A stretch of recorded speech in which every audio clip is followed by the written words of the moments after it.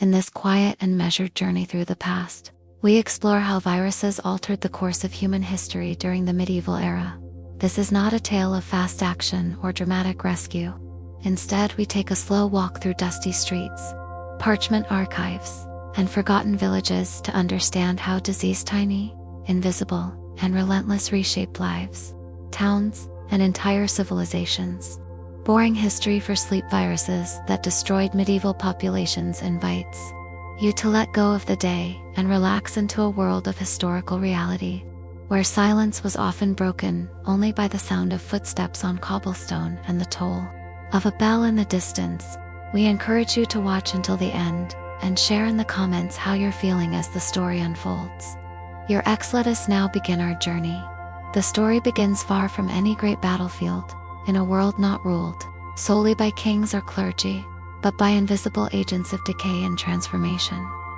The medieval world was one of uneven knowledge, limited medicine, and immense faith.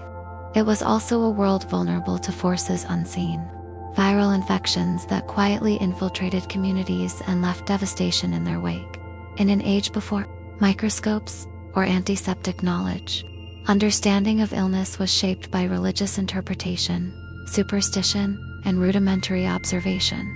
To be ill in the medieval period was not merely to suffer physically, was often seen as a moral failing, a divine punishment. The early years of the medieval period, before the towering Gothic cathedrals had reached into the sky, before feudal lords had solidified their dominions, simple settlements dotted the European countryside. Families lived in close proximity to their livestock, and sanitation was rudimentary at best. Water was drawn from wells or streams, sometimes tainted by waste. People shared homes with animals during the colder months, not just for economic necessity but for warmth. These conditions, though perfectly normal to those living in them, created fertile ground for disease. Among the earliest known viral outbreaks in the post-Roman world was what historians refer to as the Plague of Justinian. Though it preceded the central medieval period by a few centuries, first emerging in 541 CE, it is believed by some researchers to have been an early form of bubonic plague, likely caused by the bacterium Yersinia pestis. Yet it's possible that other viral infections may have followed in its wake. This pandemic struck the Byzantine Empire with brutal force, returning in waves for over 2 centuries. While not a virus in the strict sense, it set the precedent for widespread population collapse due to infection. The collapse of urban centers and disruption of trade created the conditions into which future viral outbreaks would later spread. By the time the medieval period matured in the 11th and 12th centuries, Europe's towns had begun to grow. Monasteries preserved texts and conducted rudimentary health care. Towns developed around trade routes and pilgrimage paths, but as populations grew, so too did the opportunity for viral infections to travel and mutate. One such example was the spread of viral hepatitis, particularly hepatitis A and E, which thrived in environments with poor water quality. Though the medieval people would never have known these diseases by such names, records from monastic infirmaries and letters exchanged between noble households describe symptoms consistent with liver inflammation, jaundice, and severe fatigue. Of these waterborne viruses, medieval people attributed such suffering to a combination of bad air, miasma, and divine retribution. The afflicted were often isolated, not for medical reasons, but out of fear and desperation. There were no vaccines, no antiviral medications. A simple fever might be a death sentence. The poor, who lacked both access to healing rituals and basic nourishment, were most vulnerable. Viral infections such as measles and smallpox could sweep through a village, especially if children had not previously been exposed. Each wave of infection thinned the population quietly and left deep emotional and social scars. In the 13th century, trade between Europe and Asia intensified. The Silk Road was not just a path for spices and silk, but for pathogens.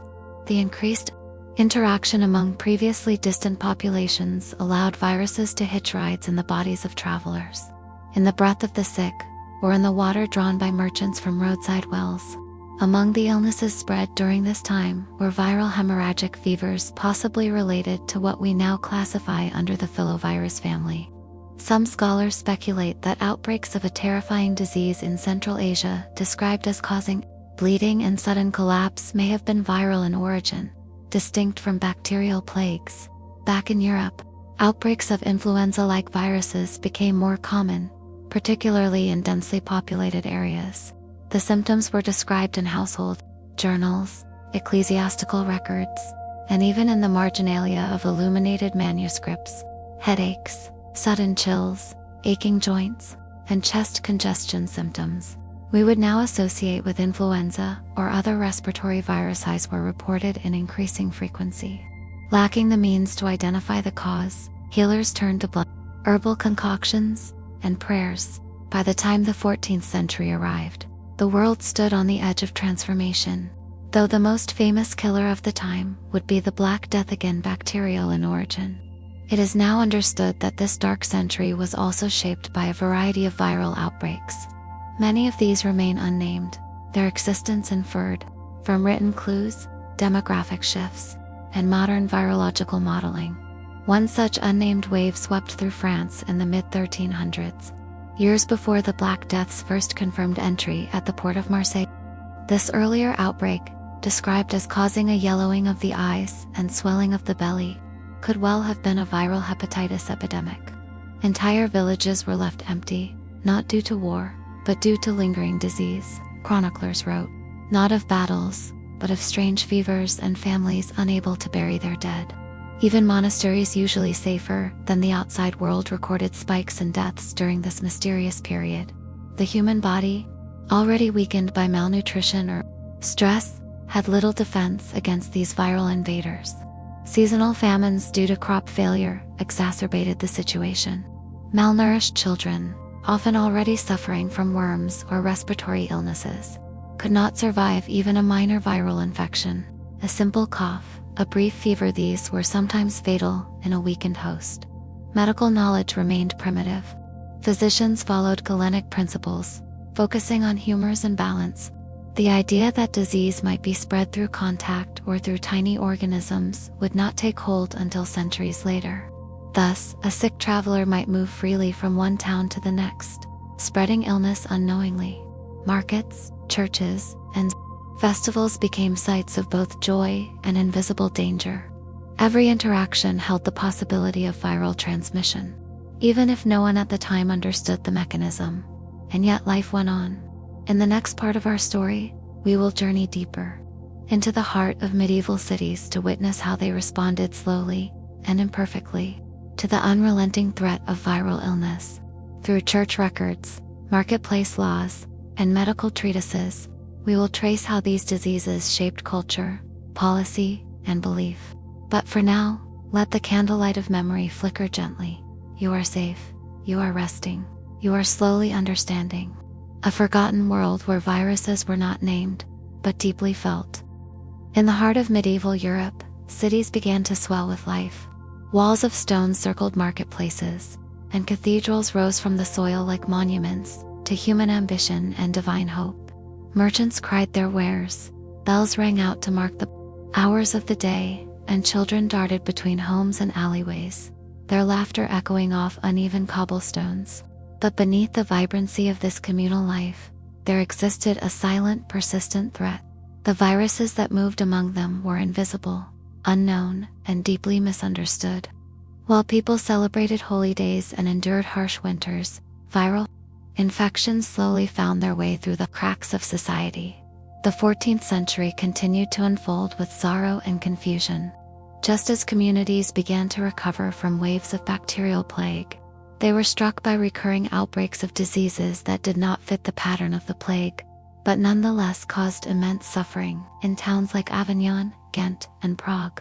Chronicles spoke of people falling ill with no visible wounds, only fevers that lasted for days and left the body limp and wasted. In some places, children were affected most severely. In others, strong adults suddenly succumbed to coughing fits, skin discoloration, and seizures. These outbreaks rarely had names, but they were remembered in prayers and stories, passed down from one generation to the next. It was during this time that the idea of quarantine began to form. While originally used in response to the plague, The concept of isolating the sick was gradually adopted by city leaders to stem other mysterious diseases. Ports began requiring ships to anchor offshore for periods of observation before allowing passengers and cargo to disembark. Though they lacked the scientific understanding to distinguish viruses from bacteria, these early quarantine efforts were sometimes effective simply by virtue of reducing exposure. In Venice, for example, a lazaretto hospital on an island was built to house those who arrived sick, though conditions were harsh and many did not survive. The idea of separating the sick from the healthy had taken root. Among the viral illnesses that continued to affect populations were those with respiratory symptoms. Illnesses resembling modern-day influenza would often arise in winter months, particularly after periods of crop failure or intense social gathering. These outbreaks swept through convents, military garrisons, and towns alike. Symptoms were described in detail in personal letters: sore throat, high fever, weakness in the limbs, and a relentless cough that would not ease even with the thickest of herbal syrups.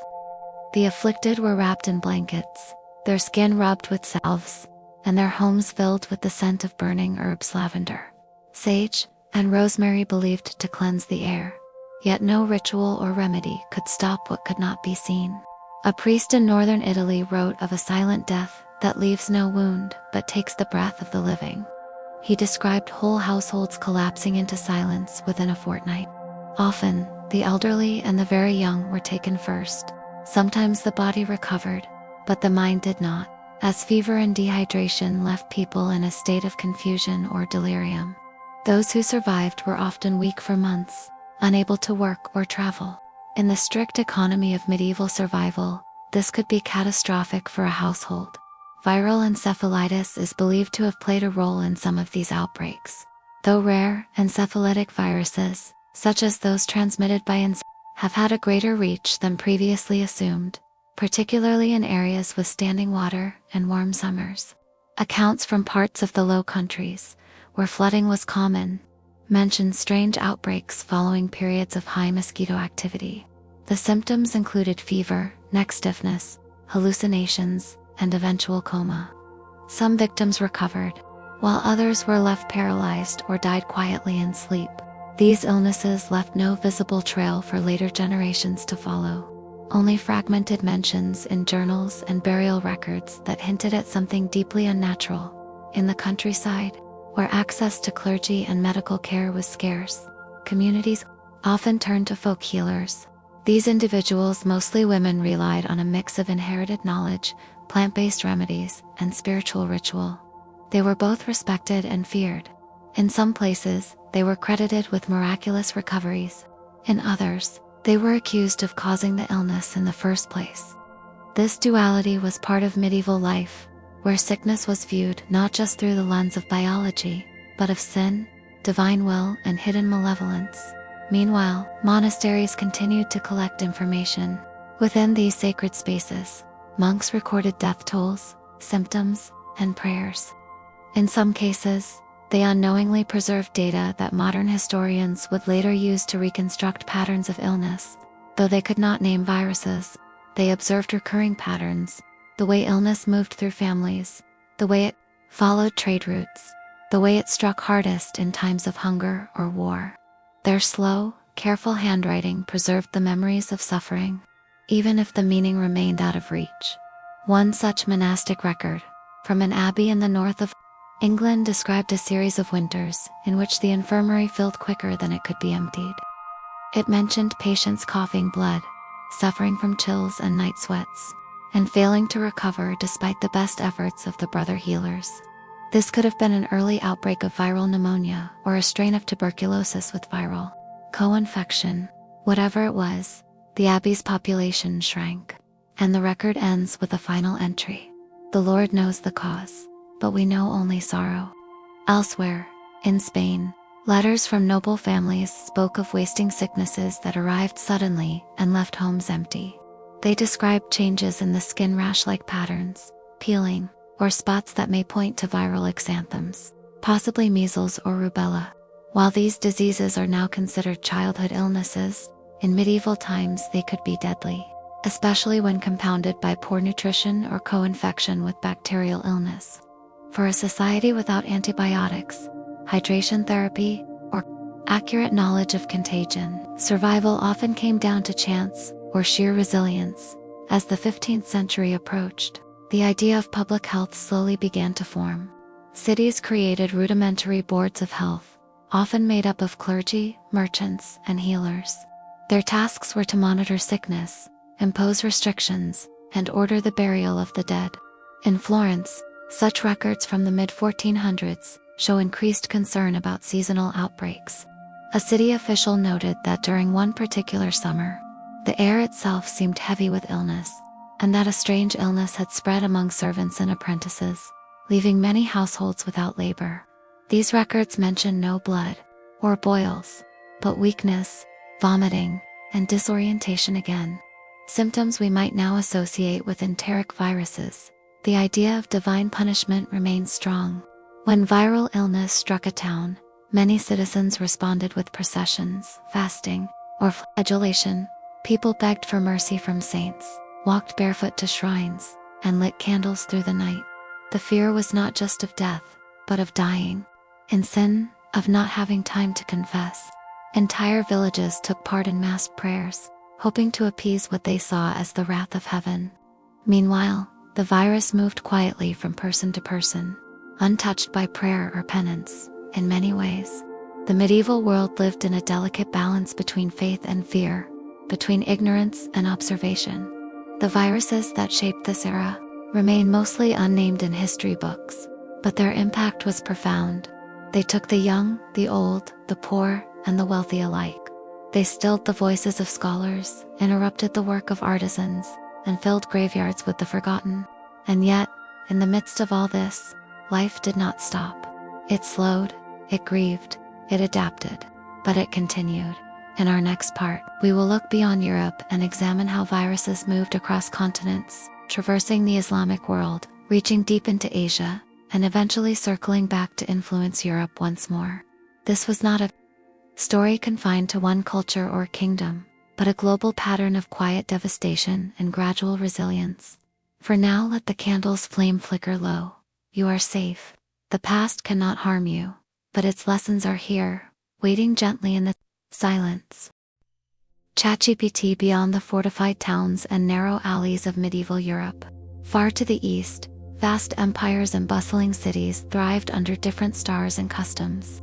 Yet here too, viruses moved quietly through the populations, shaping lives, weakening armies, and influencing decisions in courts and villages alike.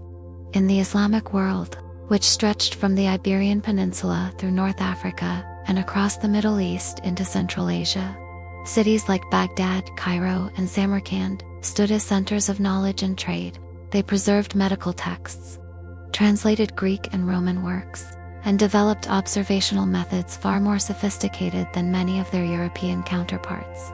Still, even the most advanced scholars of the time could only observe the effects of disease, without ever glimpsing the tiny viral agents behind them.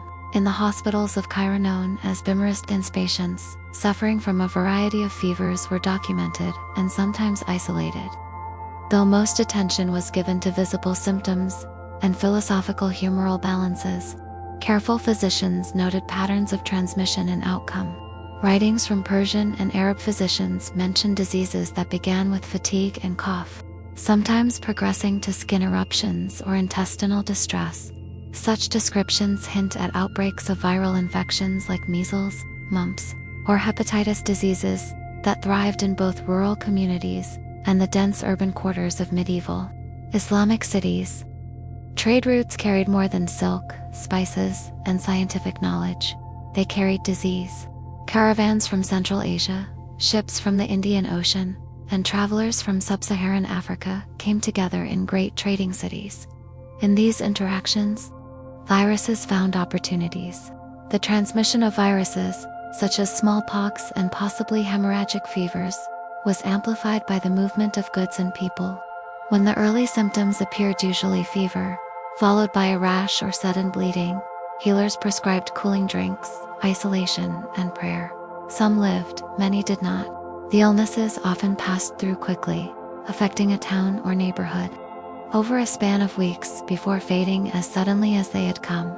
In China, records from the Song and Yuan dynasties describe waves of illness that appear to have been viral in nature. The imperial court had its own physicians and astrologers, who often linked outbreaks to heavenly omens or cosmic imbalance. Yet the symptoms recorded in official documents remain remarkably consistent: high fever, rash, and widespread illness among children and soldiers.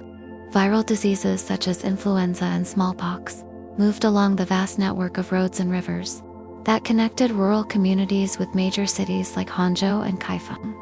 At times, the imperial army was delayed not by enemy troops, but by the collapse of health among soldiers, many too weak to lift their weapons.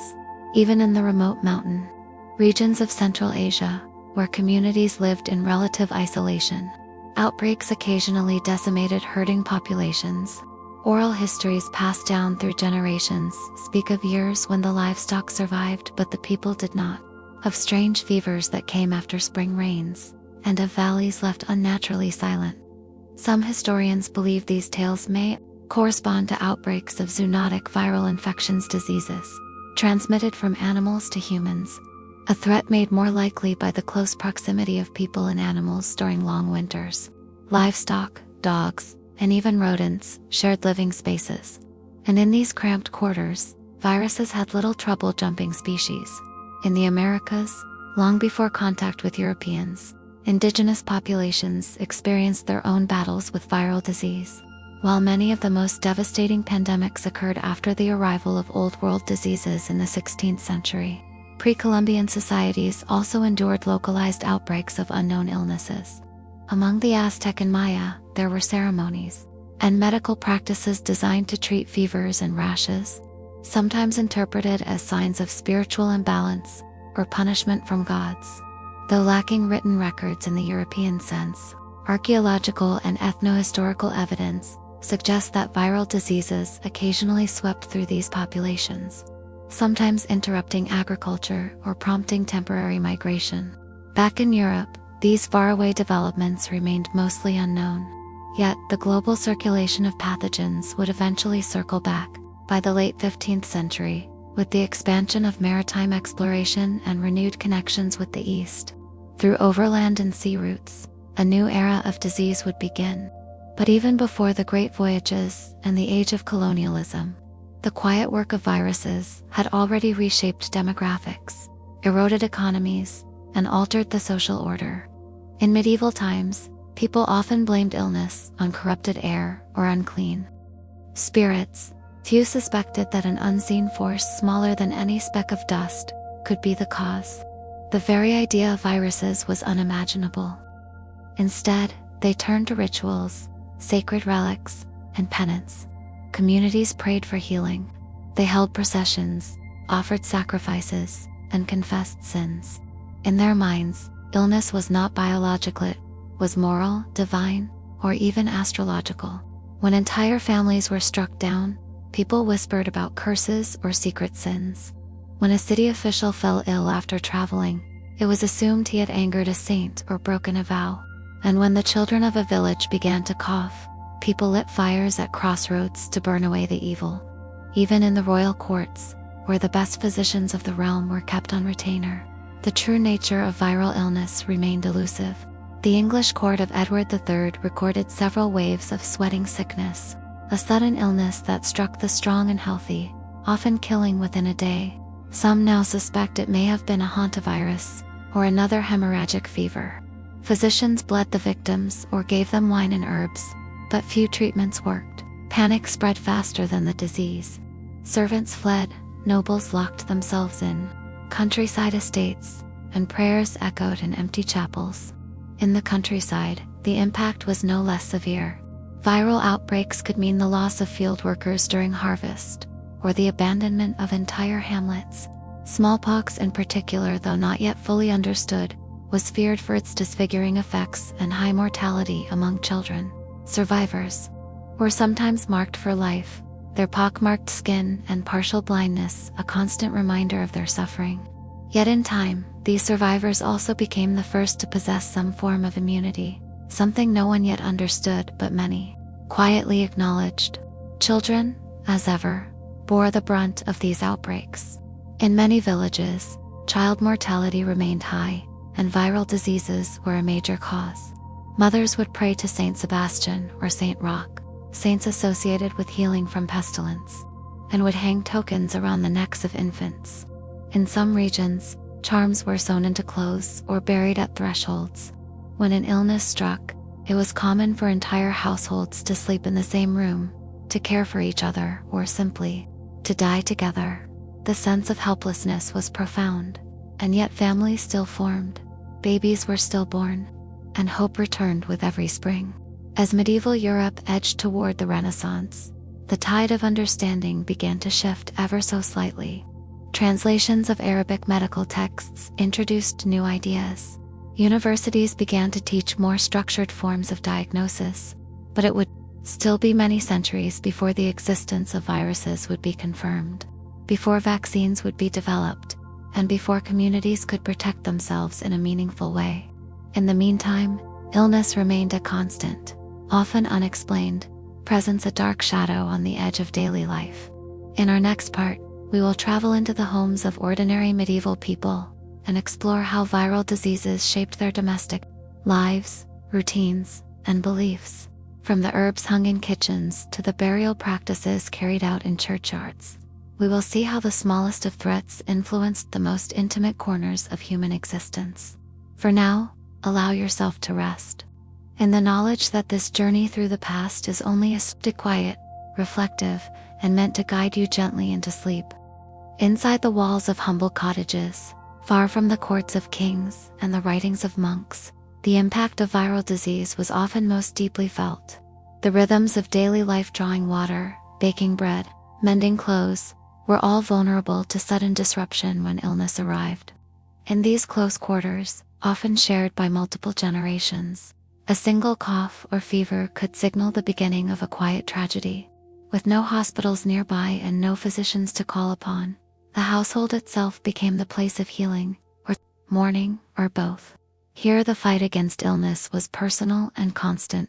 Medieval homes, particularly in the countryside, were small, dark, and usually built of wood, clay, and straw.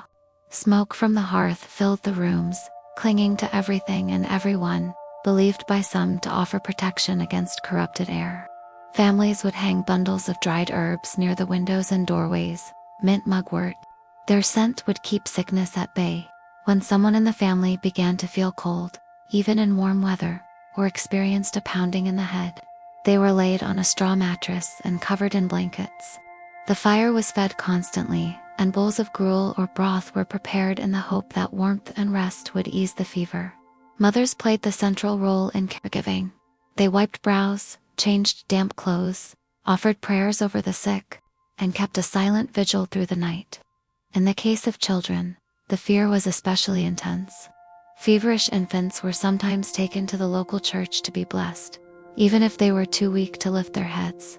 If there was no priest nearby, holy water saved in small clay vessels might be sprinkled by a family elder, or even an older sibling.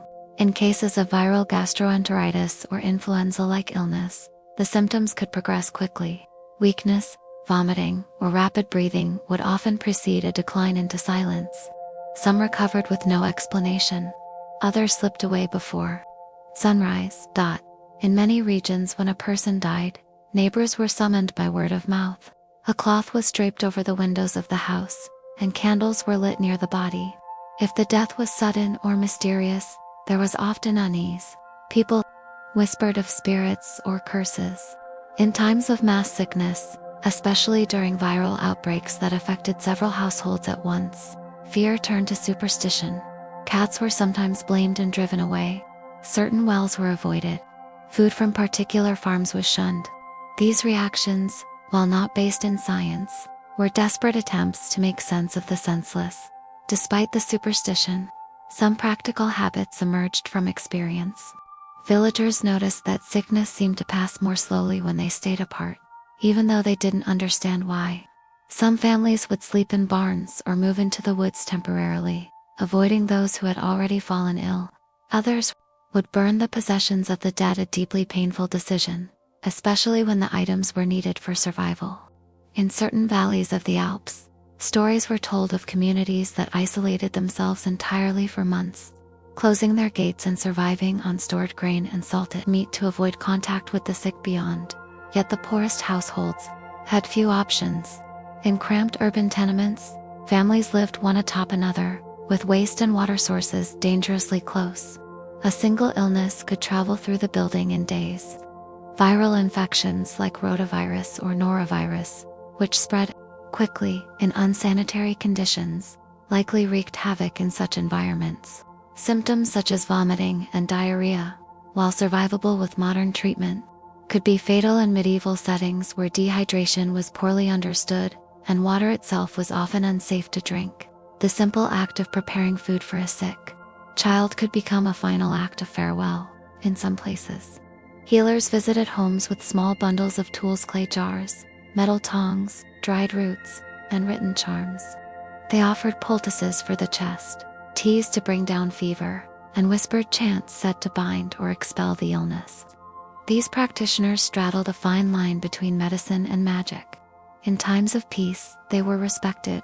In times of fear, they could be accused of causing the sickness rather than curing it. Women especially were vulnerable to such suspicion, and some faced exile or worse if their cures failed too often, or if too many people around them fell ill. The church played a vital role in both supporting and shaping beliefs about illness.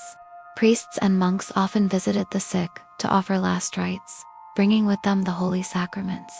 In many homes, small wooden crosses or icons were placed near the bed of the ill, and psalms were read aloud to comfort both patient and family. But even the most faithful sometimes wavered when sickness did not relent. They questioned their sins, their neighbors' sins, and even the silence of God. In this vacuum of answers, fear and faith lived side by side, tightly bound by the reality of suffering. Children who survived severe viral illnesses were often changed by the experience. Some emerged quiet and slow to speak. Others were left with hearing loss, weakened limbs, or developmental delays that no one could name or explain. Families adapted as best they could, assigning lighter tasks to the ailing and keeping them close. In villages, there was often a place for everyone, even if that place was humble. Those who could no longer farm might tend the goats or gather kindling. Life, after all, had to go on. At times, entire communities would gather to collectively pray away a sickness. They would meet at a chapel on a hill or a shrine near a river, and walk together, chanting and carrying candles. This was both spiritual practice and emotional support. By standing together, they made their grief visible and their hope tangible. And in the slow return of health, when fevers cooled and the dead were buried, they would rebuild. Bread would be baked again, fences would be repaired, songs would be sung, though perhaps more quietly than before. One of the most haunting elements of these viral episodes was the forgetting. Unlike the plague, which was widely recorded and feared, viral illnesses that came and went without dramatic symptoms often left little trace in written history. A bad year might be remembered by a particular family, or a carved name on a church wall, but the cause, the invisible virus, was lost to time. What remained was the human response, the care given, the fear endured, and the resilience shown. The domestic space was not only a site of illness, it was also a place of memory and adaptation. Lessons learned in one outbreak became part of folk knowledge passed down through lullabies and kitchen stories. Mothers taught daughters how to recognize the warmth of a dangerous fever. Fathers taught sons which herbs grew near the edge of the forests and how to steep them properly. Healing, while imperfect, was embedded in everyday life, part of the fabric of survival. In the next part, we will turn our attention to the role of travel and trade in spreading viral infections across medieval landscapes. Caravans, pilgrimages, and military campaigns all served as unintentional couriers for disease.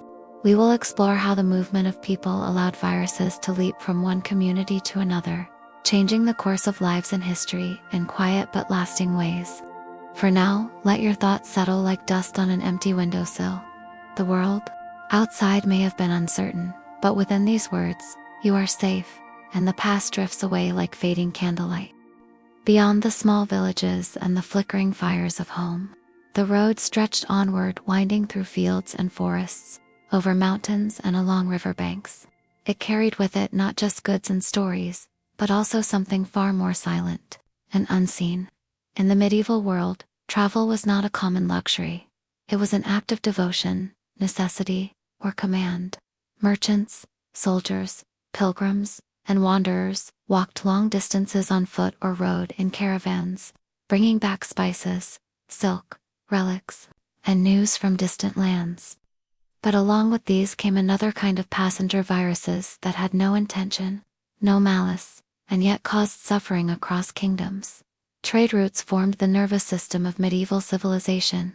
From the markets of Constantinople to the ports of Genoa and Venice, from the bustling stalls of Damascus to the caravanserais along the Silk Road, people met and exchanged goods in crowded spaces.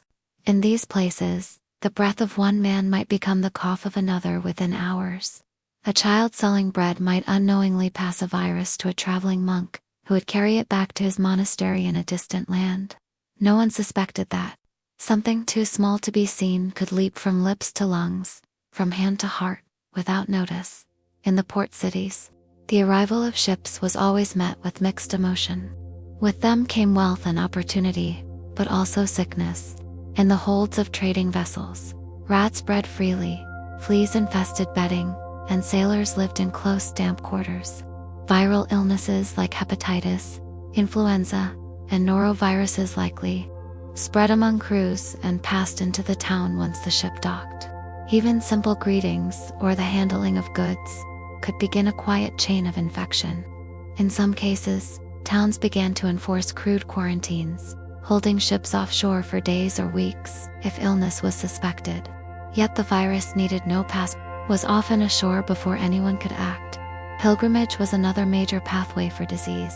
Each year, thousands of the faithful journeyed across Europe to sacred shrines, Santiago de Compostela in Spain, Canterbury in England, or Rome in Italy.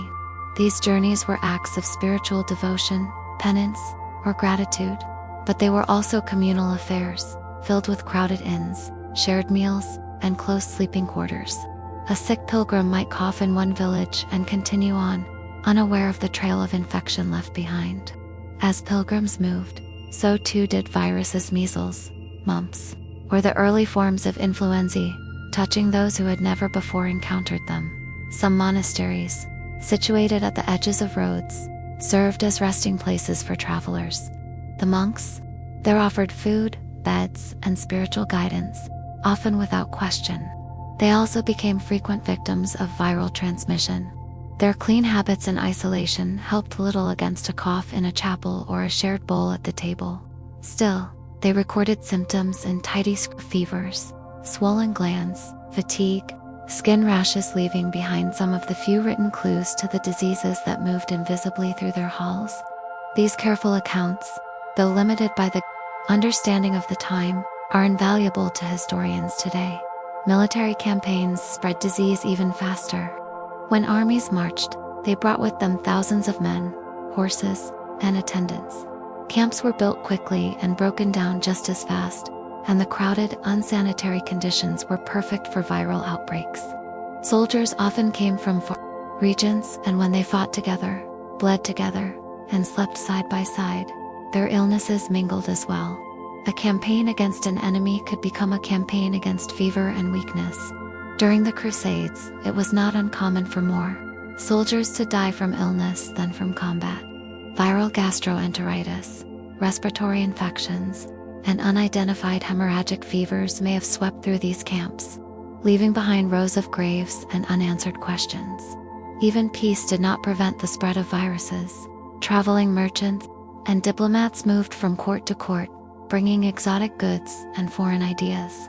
A box of dates, a silken robe, or a carved ivory idol might come from far-off lands, and with it, so might a virus unfamiliar to local populations. Sometimes the nobleman who accepted the gift would fall ill days later, followed by his servants, his cooks, and the musicians who played in his hall.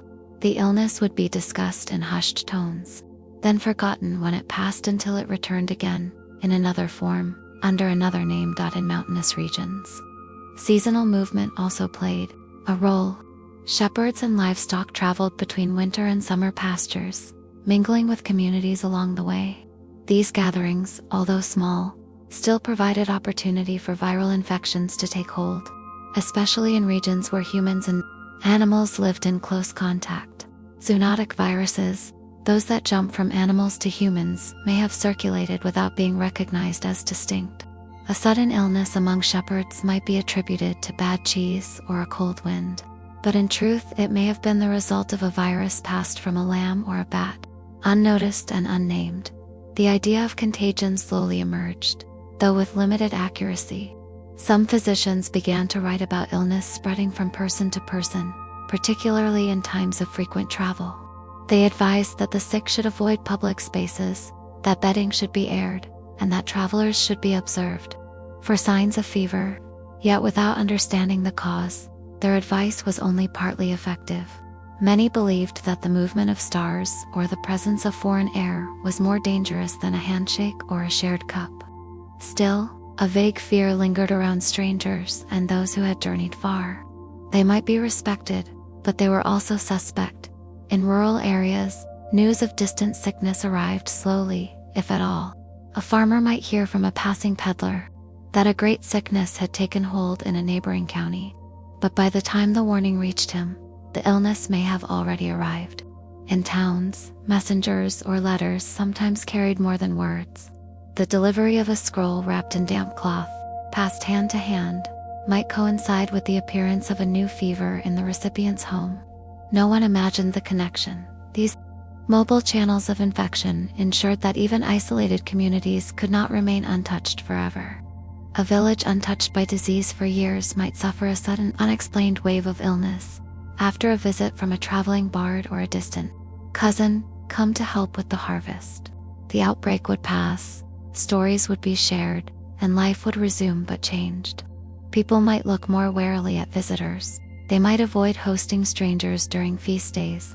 Their songs might speak of loss, subtly changed in tone, and so, across centuries and continents, viruses moved with the people.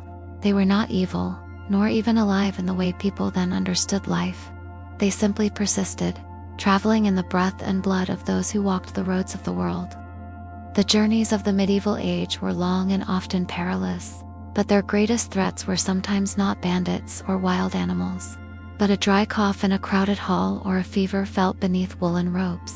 In our next part, we will step into the sacred spaces of churches, monasteries, and healing shrines to see how faith and medicine intersected in the face of viral outbreaks.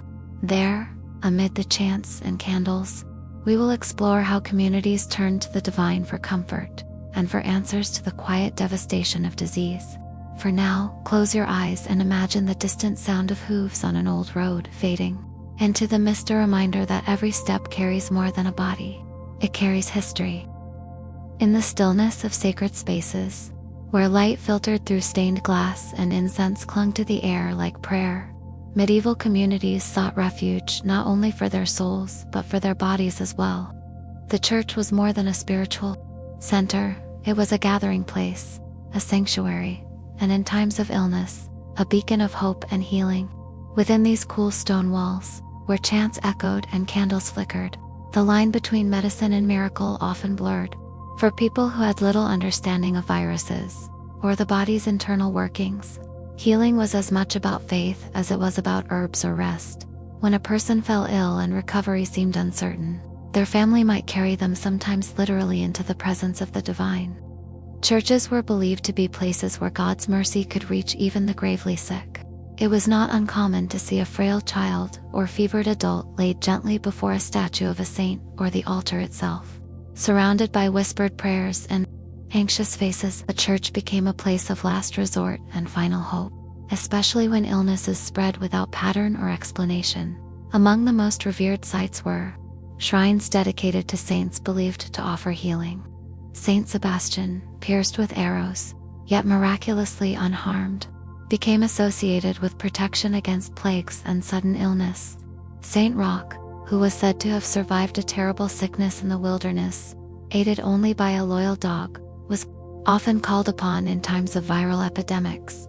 Pilgrims left tokens of their prayers, small wax figures, strips of cloth, handwritten notes in the hopes that their offerings might bring healing or protection. The shrines themselves were places of both comfort and risk, drawing the sick and healthy alike into tight quarters, where viruses could easily spread. Monasteries held a unique role in these efforts. Beyond their spiritual duties, monks acted as some of the most literate and observant individuals of their age. Within monastic infirmaries, patients were given quiet rest, herbal remedies, and the best care available at the time. These rooms, separated from the main halls, were places of both suffering and observation. Monks recorded symptoms in their manuscripts with surprising accuracy: a burning of the brow, tightness of the chest, a weakness that does not depart. These records, written in Latin on vellum, did not name viruses, but they often described them. The rule of Saint Benedict, which guided many monasteries, encouraged the care of the sick as a holy duty. Before all things and above all things, care must be taken of the sick, the rule said. Ill monks were to be treated with kindness, given ample food, and excused from their daily tasks. This structure created some of the first organized forms of patient care in medieval Europe. In these quiet spaces, surrounded by chants and the scent of boiled herbs, the sick waited not always for a cure, but for peace. Herbal medicine was central to these monastic healing efforts. Gardens were tended with devotion, filled with plants believed to have medicinal properties: chamomile for fever, sage for sore throats, yarrow for bleeding. While some herbs did have beneficial effects, the lack of understanding about dosage, preparation, and viral pathology meant that results were inconsistent.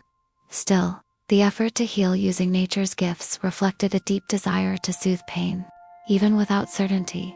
These gardens were often enclosed by stone walls, both to protect them and to symbolize the separation of healing from the everyday world.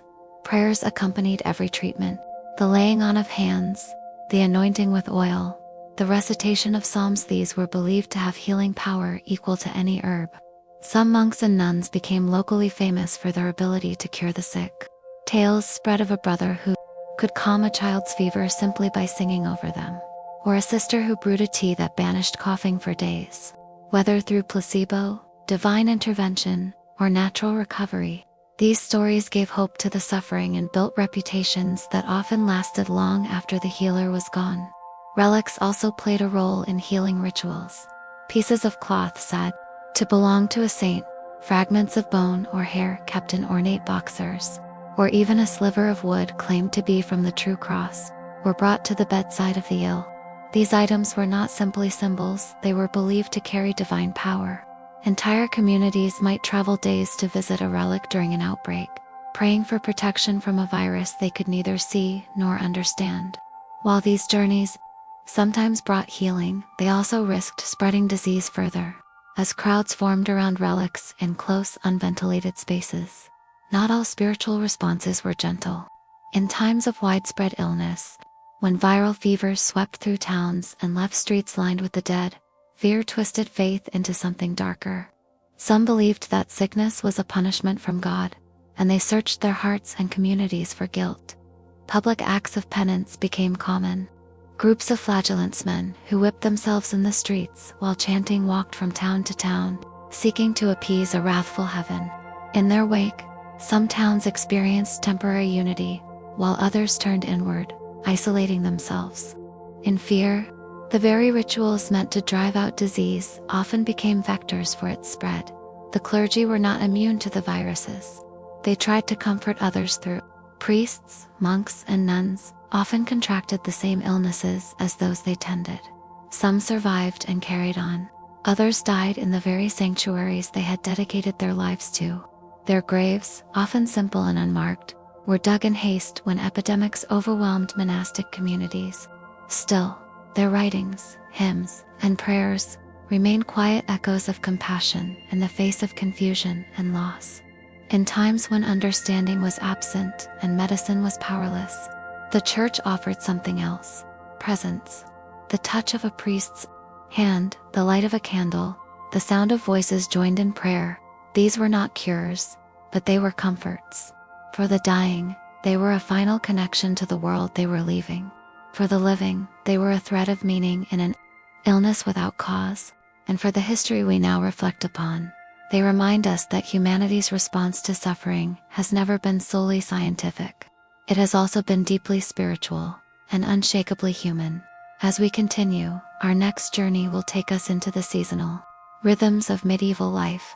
There we will observe how changing weather, agricultural labor, and periods of famine shaped the vulnerability of communities to viral disease. With each passing season came both hope and risk. Let the quiet breath of history guide you gently to rest. The bells have rung, the candles burn low, and the past remains with us, waiting patiently in the silence. The rhythm of medieval life was governed not by clocks or calendars, but by the seasons. Winter's silence, spring's renewal, summer's labor, and autumn's harvest shaped every aspect of daily existence, from what could be eaten to when a child was likely to be born. But beneath this predictable pattern, there lurked a less visible cycle, one dictated by sickness. As the sun rose and fell and the winds turned from cold to warm, viruses also moved, finding opportunity in the vulnerabilities of a world tethered to the soil. In the early spring, as the earth softened and planting began, the first signs of viral spread often reappeared. After the isolation of winter, communities reunited.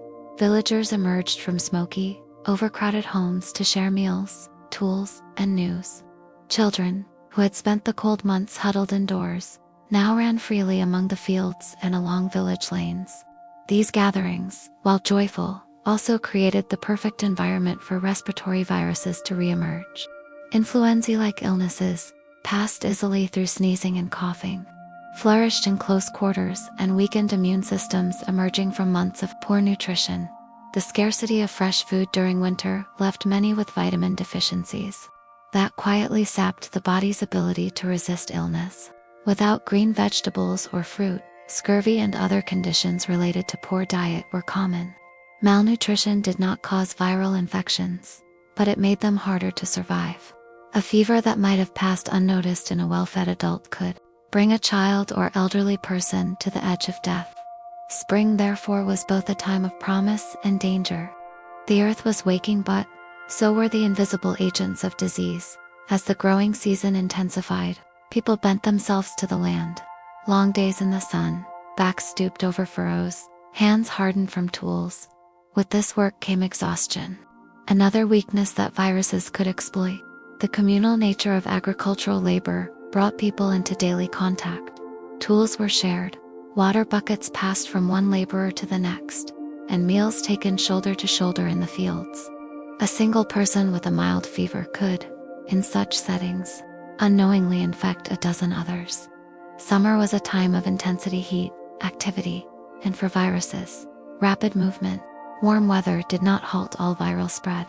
In fact, gastrointestinal viruses often found their peak in the summer months.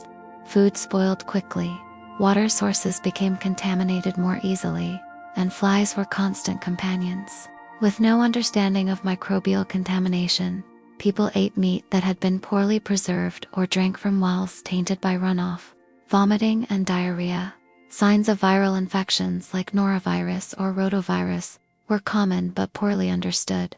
Often, the cause was blamed on bad air or miasma, particularly in towns where sanitation was minimal. Festivals and feast days, of which summer had many, further fueled viral transmission.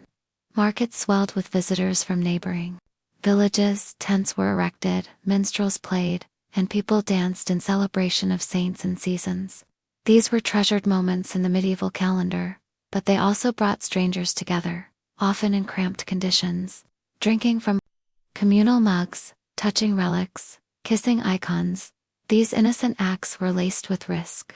When sickness followed days later, no one connected it to the revelry. In monsoon-prone or lowland regions, summer rains brought mosquitoes and standing water, introducing yet another layer of disease. While medieval people had no concept of mosquito viruses, they noted the link between dampness and illness. Marsh fever was feared, though its causes were mysterious. Some modern scholars believe that certain fevers described in medieval texts may have been viral in origin, transmitted by insects, incubated in warmth, and flaring after rains. Autumn was harvest time, a season of hard-earned abundance, but also of looming uncertainty. The gathering of grain, the pressing of apples, the storing of salted meat and root vegetables, all were done with haste, for everyone knew that winter was coming. During this time, the movement of goods and people intensified.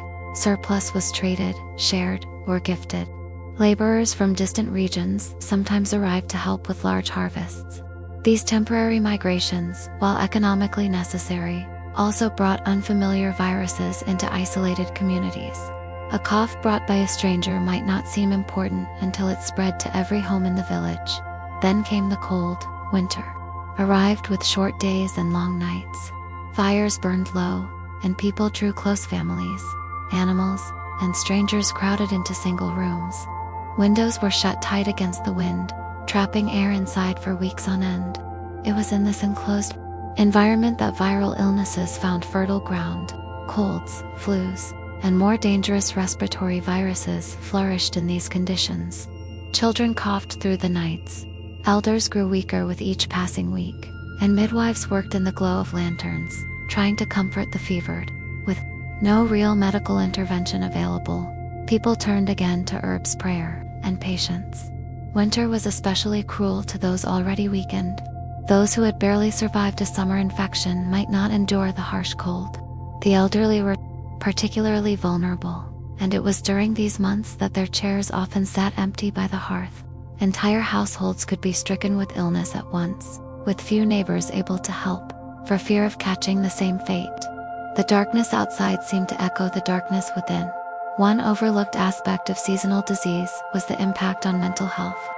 The medieval world lacked words like depression or anxiety in the modern sense, but monks and healers sometimes recorded symptoms that suggest such experiences.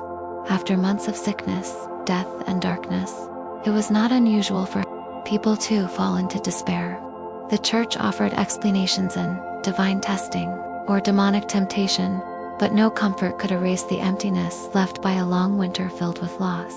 Yet even in the face of repeated seasonal waves of sickness, communities endured. They developed rituals to mark survival, candles lit on midwinter nights, songs sung to welcome spring, and harvest feasts that celebrated the simple fact of being alive. Memory was carried not in writing but in the body scarred by illness. Strengthened by survival, children who lived through one winter might be more likely to live through the next, though no one understood why. Their immune systems, silently shaped by each viral encounter, became part of the living memory of the village. The seasons turned again and again. Each year brought old illnesses in new forms. Each season shaped the rhythm of life and death. In the endless cycle of planting and harvest, of birth and burial, viruses played a quiet, persistent role, never seen, never named, but always present. They followed the sun and the cold, the festival and the funeral, whispering through the ages in every cough, every fever, every silent goodbye. In the next part, we will shift our focus from the natural rhythm of the year to the unnatural rhythms of war.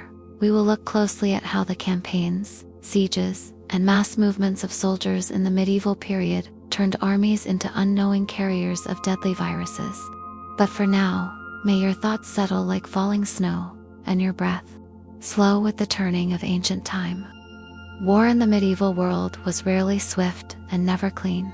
It unfolded slowly, with banners raised weeks in advance, messengers dispatched across kingdoms, and supplies gathered with the urgency of survival.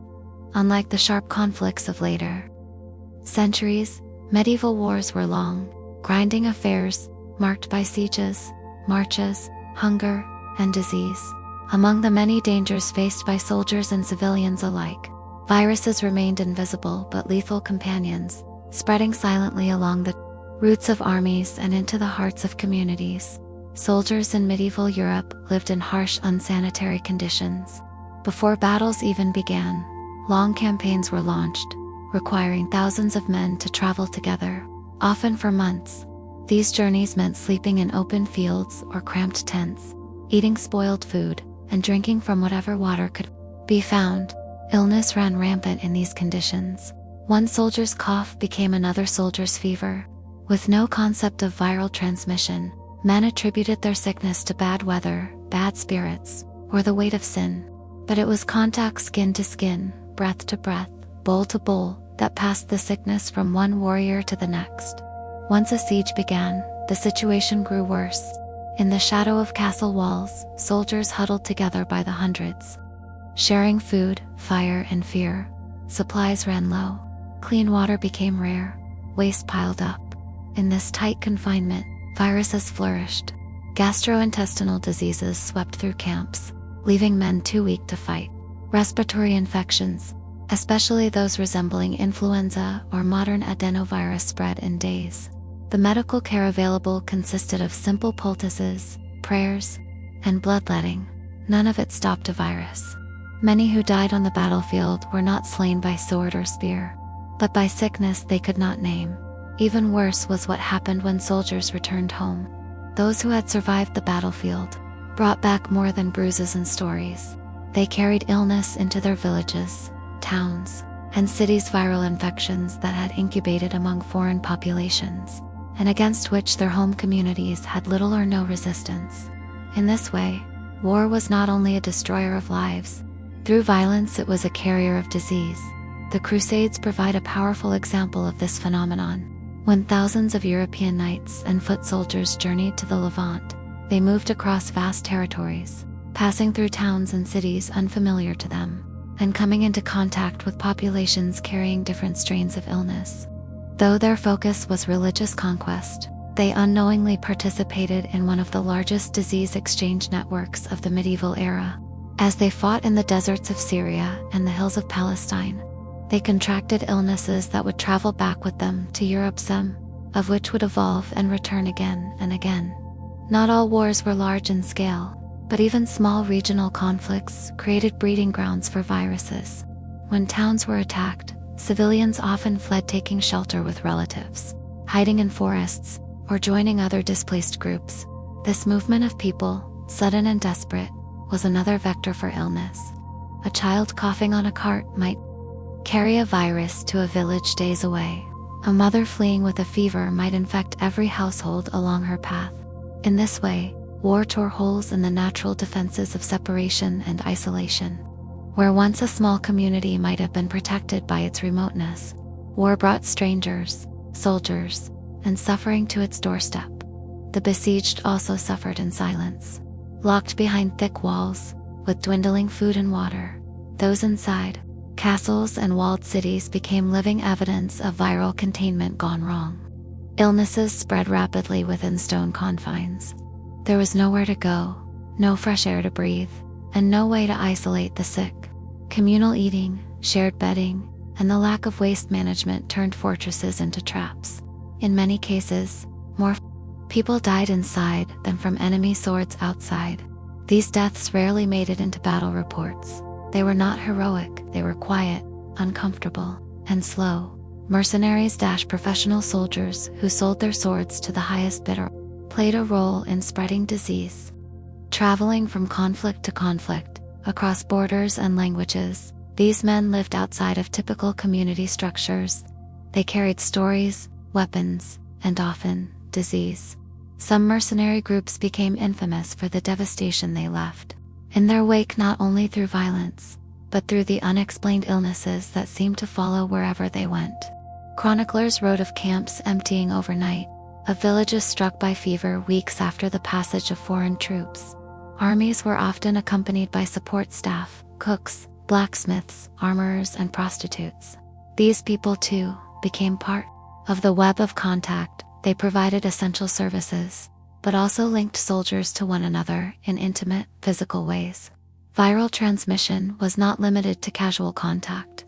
Sexually transmitted diseases, while not well understood at the time, were feared in vague terms. Soldiers who grew ill after a night of pleasure might blame curses or divine judgment, but they were witnessing the silent spread of viruses. Once again, as peace returned after each war, brief and fragile, it brought no immediate end to sickness. In fact, The post-war period was often marked by increased mortality. Weakened bodies, malnourished from siege or campaign, succumbed to lingering infections. Hospitals overflowed, graveyards filled, priests moved from house to house performing last rites. The scars left by war were not just physical or political, they were biological. The connection between war and disease shaped the very way people thought about illness. Many believed that widespread sickness was punishment for war, or a divine warning against human pride and violence. They did not need microscopes to know that war brought more than it promised. Villagers whispered of the ghost sickness that followed soldiers. Children were told not to touch strangers. Towns locked their gates. Quarantine practices, primitive and imprecise, merged from such fears. War had made it clear that disease traveled with the living long after the dead had been buried. Some rulers, more observant than others, attempted to address the problem. A few issued decrees that returning soldiers must remain in isolation before rejoining their communities. Monasteries near ports or borders were converted into way stations for the sick. These early forms of quarantine reflected a growing, if incomplete, understanding that contact spread illness, and that war was a highway for suffering. The echoes of war and the viruses it carried remained long after swords were sheathed. Families rebuilt, walls were repaired, fields were planted again, but some faces never returned, and some fevers never lifted. And somewhere in the silence of the post-war years, a child might cough in a way that reminded an elder of the campaign from 5 years past. Memory, like sickness, lingered. In the next part, we will turn away from the battlefield and into the bustling streets of medieval towns and cities. There, in markets and alleys, taverns and churches, we will observe how urban life, dirty and vibrant, became a cradle for viral transmission. But for now, breathe slowly and let the weight of the past settle gently. The armies have marched on, the banners lowered, and the world once more waits in fragile peace. ChatGPT. In the stillness that followed war, the streets of medieval towns filled once more with voices of vendors calling out their wares, of carts rattling over cobbled paths, of children chasing chickens through alleyways. Life in the medieval city pulsed with noise and activity, with color and commerce. But beneath it all moved an unseen current, the quiet, constant transmission of disease. Unlike rural hamlets where space and fresh air offered some protection, towns and cities were dense and dynamic, perfect environments for viruses to spread from person to person, street to street, and quarter to quarter. Urban life was a marvel of cooperation and contradiction. People from all walks of life, craftsmen, merchants, laborers, clergy, beggars, lived in close proximity. A blacksmith's forge might share a wall with a baker's shop, and above them, whole families squeezed into timber-framed rooms, warmed by hearth smoke and conversation. Narrow streets were lined with buildings that leaned inward, toward each other, their upper floors nearly touching. Windows stayed open in warmer months, allowing air and illness to drift freely from house to house. Markets were the beating heart of medieval cities. Held weekly or even daily, they drew crowds not only from the town, but also from surrounding villages. Farmers brought produce, fishmongers displayed salted catches, and traders offered spices, cloth, or foreign trinkets. Everyone gathered, housewives selecting grain, apprentices eyeing knives, children tugging at sleeves for sweets. With every handshake, coin exchange, or shared cup of ale, viruses found new hosts. Crowded and chaotic, these marketplaces were a paradise for respiratory viruses, which passed easily through sneezes and coughs, unnoticed until symptoms arrived days later. But commerce didn't stop with goods. Services were shared, 2 barbers doubled as rudimentary surgeons. Midwives tended the sick as well as the pregnant, and apothecaries prepared herbal remedies for every ailment, whether headache, cough, or fever. In many cases, tools were reused without cleaning, and sick clients sat in the same chairs as the healthy. A single contaminated blade, towel, or vessel could pass viruses from one patient to the next. Despite their good intentions, many caregivers unwittingly became agents of disease. Public gatherings were another regular feature of city life. Feast days, processions, and church services filled plazas and courtyards with tightly packed crowds. Bells tolled from cathedral towers, and people poured into stone churches with their polished icons, incense-laden air, and communal pews. Faithful knelt shoulder to shoulder, hands clasped, lips murmuring prayers and songs. Communion was taken from the same chalice, the peace passed with kisses on the cheek. It was sacred but also dangerous. Places of worship, meant to provide comfort, often became sites of viral exchange. Taverns and inns were perhaps the most intimate spaces of urban social life. Here, strangers shared benches and bread, gossip and grief, laughter and lament. Tankards passed from hand to hand, stories exchanged across splintered tables. At night, tired travelers lay in communal rooms, wrapped in cloaks or thin blankets, breathing the same air as the dozens around them. In these cramped, dimly lit spaces, illnesses traveled quickly, especially in winter when windows stayed shut and the hearth was the only source of warmth. Sewage and water systems in medieval towns were, by modern standards, catastrophically inadequate. Waste was often dumped directly into the streets or into nearby rivers. Chamber pots were emptied from upper windows, with a shouted warning gift. Any rat scurried through alleys and under floorboards, thriving in piles of refuse, wells and fountains. The main sources of drinking water were frequently contaminated. Viral infections spread easily in such an environment, especially those that affected the digestive system. Outbreaks of vomiting and diarrhea were not uncommon, and though they were often blamed on spoiled food or bad luck, they were in fact the signs of viruses passing through communities too densely packed to resist. Children, ever curious and communal, were among the most efficient spreaders of illness. They played in the filth of the streets, sharing toys, bites of bread, and beds. Schools, when they existed, were small and dark, often taught in borrowed spaces or churches. Education meant close quarters, shared writing tools, and constant contact. Childhood mortality was high not just from accidents or malnutrition, but from illnesses that swept through city streets with grim regularity. The city's poor, clustered in overcrowded tenements or temporary shelters, bore the brunt of this burden. Lacking access to even basic care, they depended on public charity, which itself brought exposure to crowds. Almshouses and early hospitals tried to serve them, but these were few and often overwhelmed. The poor lived in the shadows of grandeur near palaces and churches, but far from safety. When viruses moved through the city, they struck these quarters hardest, where bodies were already weakened and choices already few. Some cities attempted early forms of public health. Authorities might order street cleaning before major religious festivals, or regulate the sale of food. But these efforts were sporadic, inconsistent, and usually reactive. When illness struck, the bells rang more often, and priests walked the streets with censers to purify the air. Death became a part of daily conversation. Have you heard about the fever on Candle Street? The baker's boy is gone. The spice merchant hasn't opened in a week. These quiet murmurs were the chorus of a community in the grip of an invisible threat. Yet life went on. Weddings were held, songs were sung, bread was baked. People endured, not because they understood viruses, but because endurance was the only option. Each day brought a chance for both suffering and survival. Stories passed from grandmother to child carried warnings and wisdom.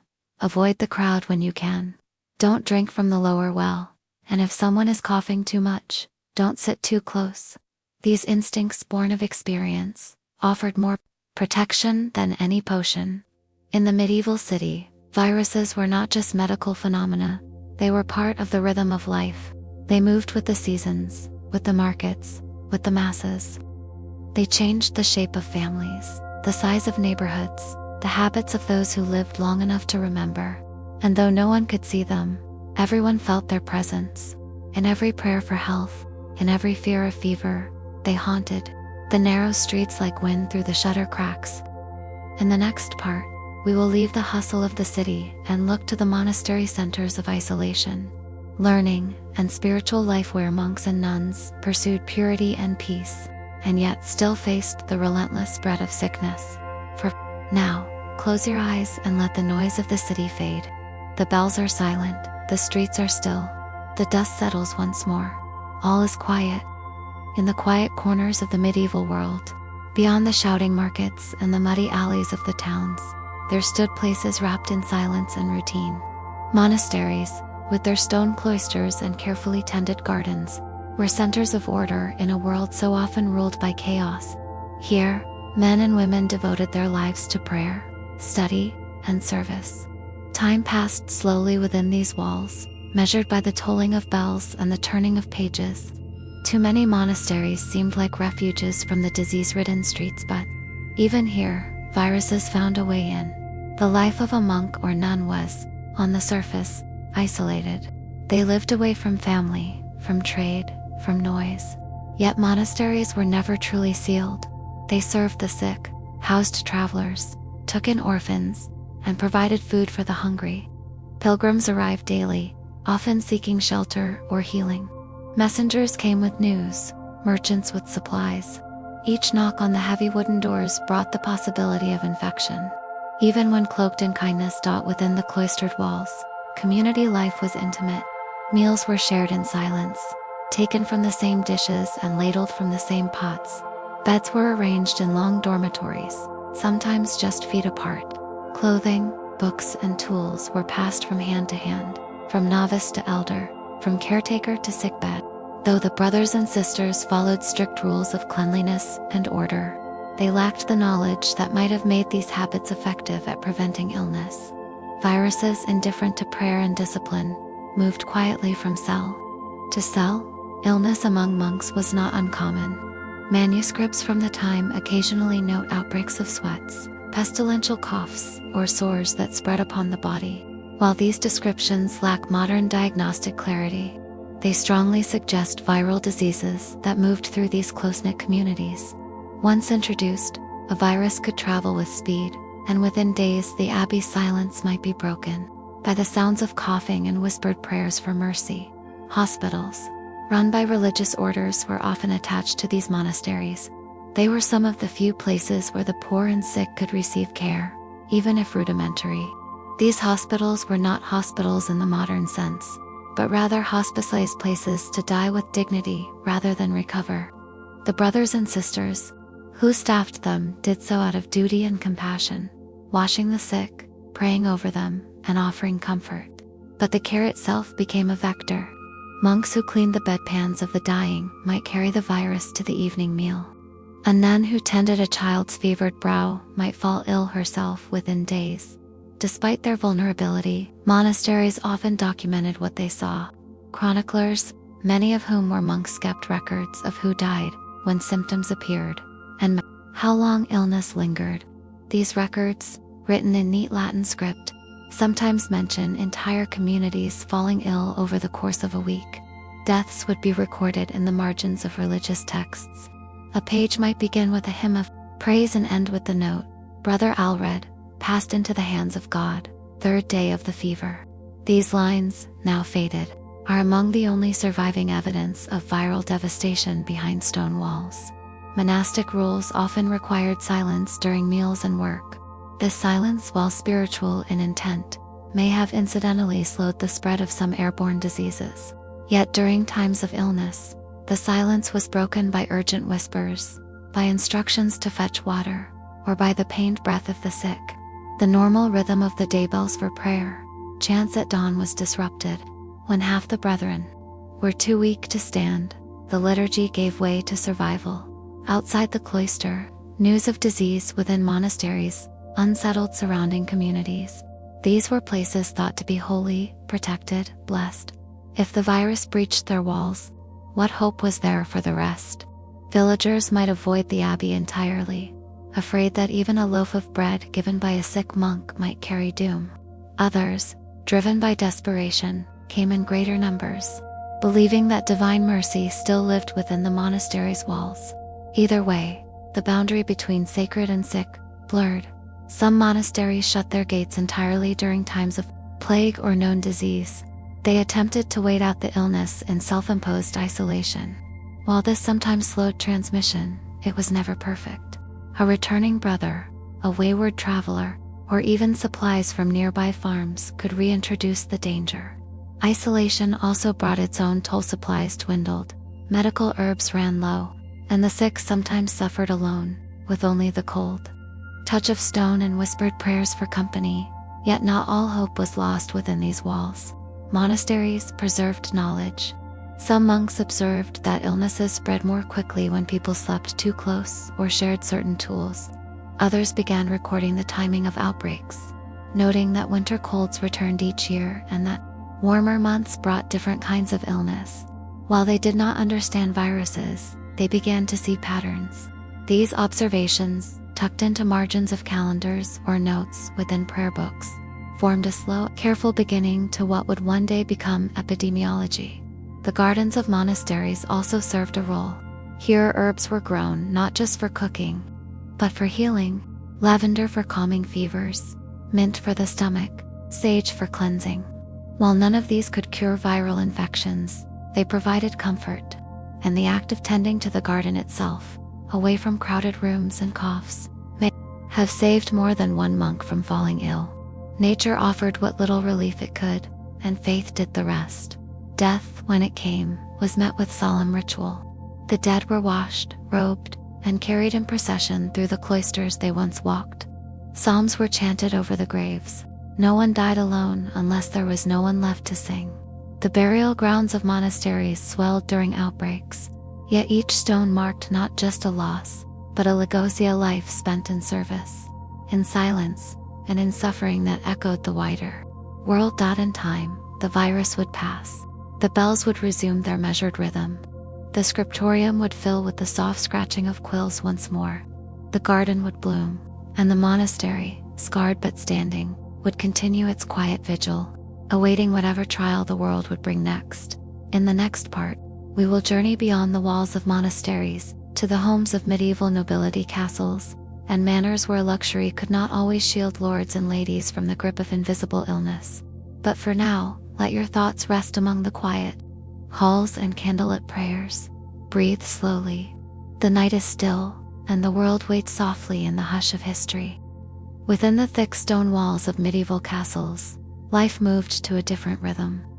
The nobility, surrounded by servants, knights, and retainers, lived according to codes of honor, feasting, and privilege. Yet even the most fortified of keeps could not guard fully against the invisible enemies that crept in with the air, the food, or the touch of another.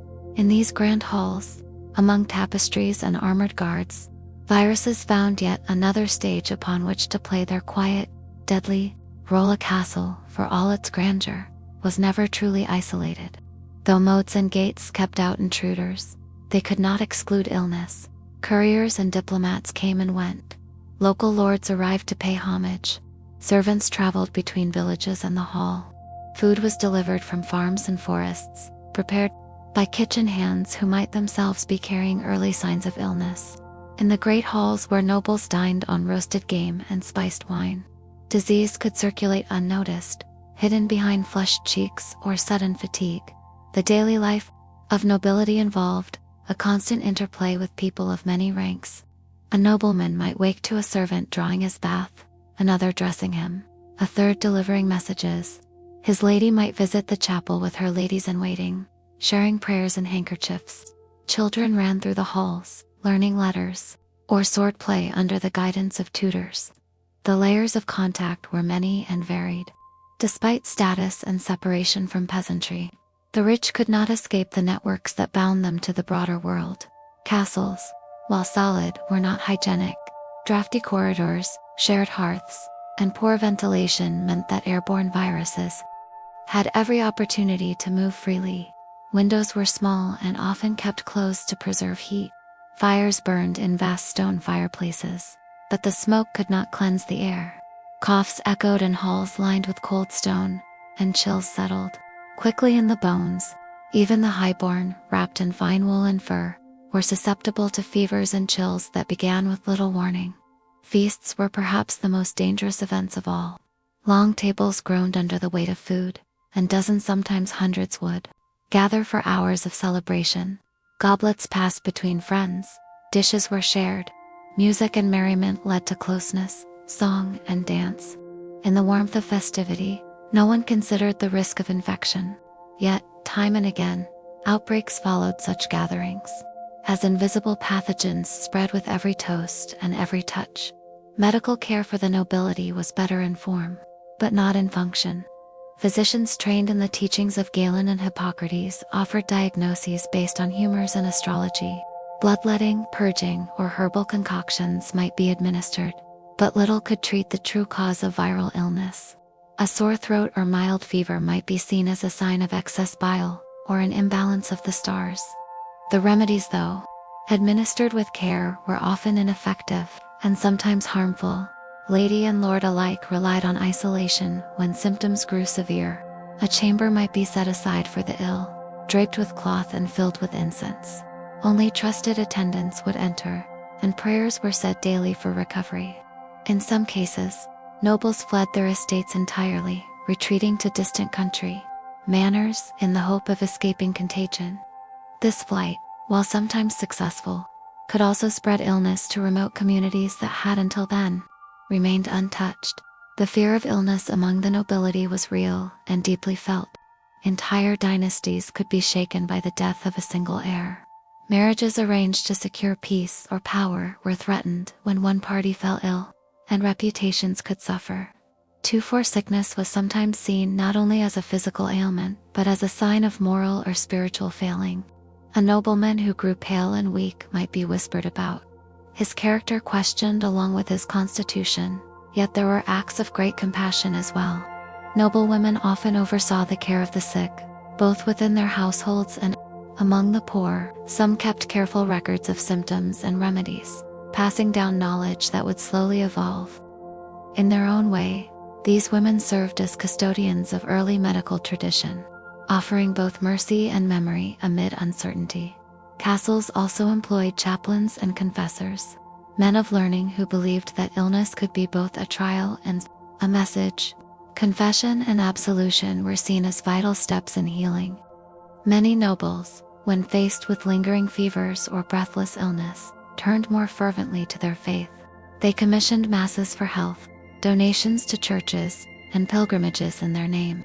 These acts, though spiritual, were driven by very real fear of suffering, of death, and of the unknown. Children of noble birth were no less vulnerable than the adults around them. Though often better fed and clothed, they lived among the same servants, shared the same halls, and played the same games. Childhood illnesses could become deadly in a matter of days. Wet nurses, governesses, and tutors all formed part of the household circle, any of whom might unwittingly bring infection into the nursery. The loss of a child, particularly a male heir, could devastate a family's fortunes and legacy. Still, life went on within these walls.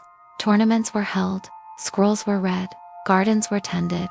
The shadow of illness was always present, but rarely dominant. There was always a sense that with wealth came some measure of control, even if that control was imperfect. Stories were passed down of nobles who survived fevers through the strength of will or the power of relics. These tales, comforting but often false, helped people make sense of suffering in a world where science had not yet caught up to experience. And when death came, as it inevitably did, it was met with solemn ceremony. Nobles were entombed in chapels, or family crypts, accompanied by candlelight and song. The mourners gathered in heavy robes, each wondering if they too would soon follow. The stones of the castle bore witness to these rituals, absorbing the tears and prayers of those left behind.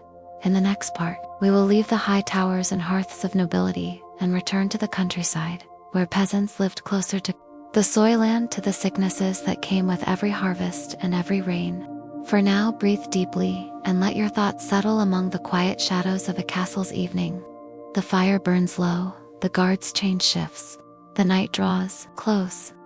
Far from the imposing walls of castles and the silent cloisters of monasteries, life unfolded differently in the peasant villages that dotted the medieval landscape.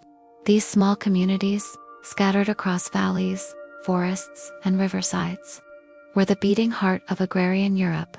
Here, most people lived with the soil under their fingernails and the wind in their clothes, caught in an unbroken cycle of planting, harvesting, and surviving. And yet, just like in the courts of nobles and the chapels of monks, viruses crept silently among them, claiming the old and the young, the strong and the frail. With little care for status or season, a medieval peasant's life was shaped by physical closeness. Houses, often made of wattle and daub with thatched roofs, were shared by entire families, parents, children, grandparents, and sometimes even animals.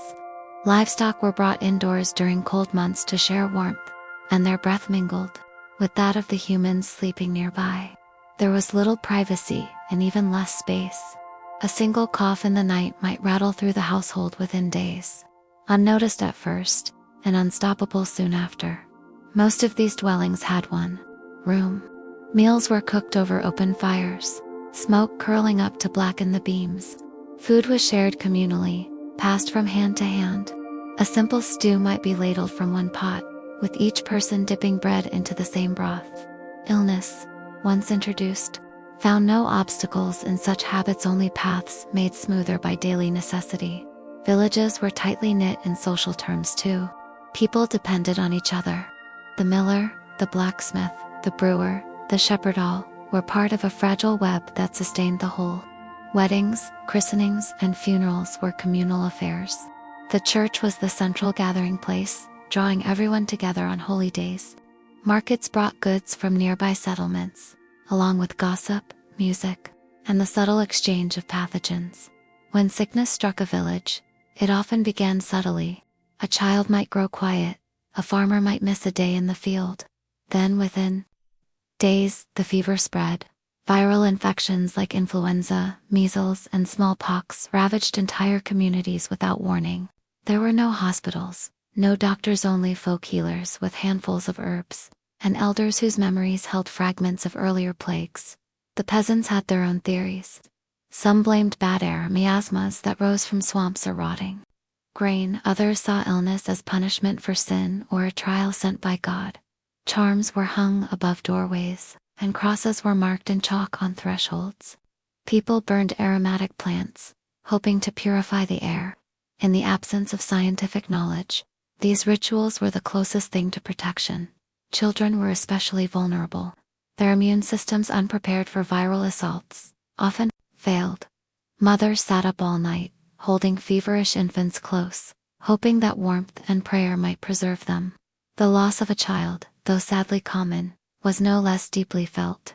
Graves were dug shallow in the village grounds, and small wooden markers told of lives that never saw adulthood. Elders, too, were at risk. Age brought wisdom, but also weakness. When a cough settled deep in the chest, or when sores bloomed along the skin, it often meant the end. Villagers might gather to say goodbye, to speak of past harvests, of songs sung at winter feasts. These farewells, simple and quiet, were part of the rhythm of rural life, and acceptance that death was always nearby. Work could not stop, even during sickness.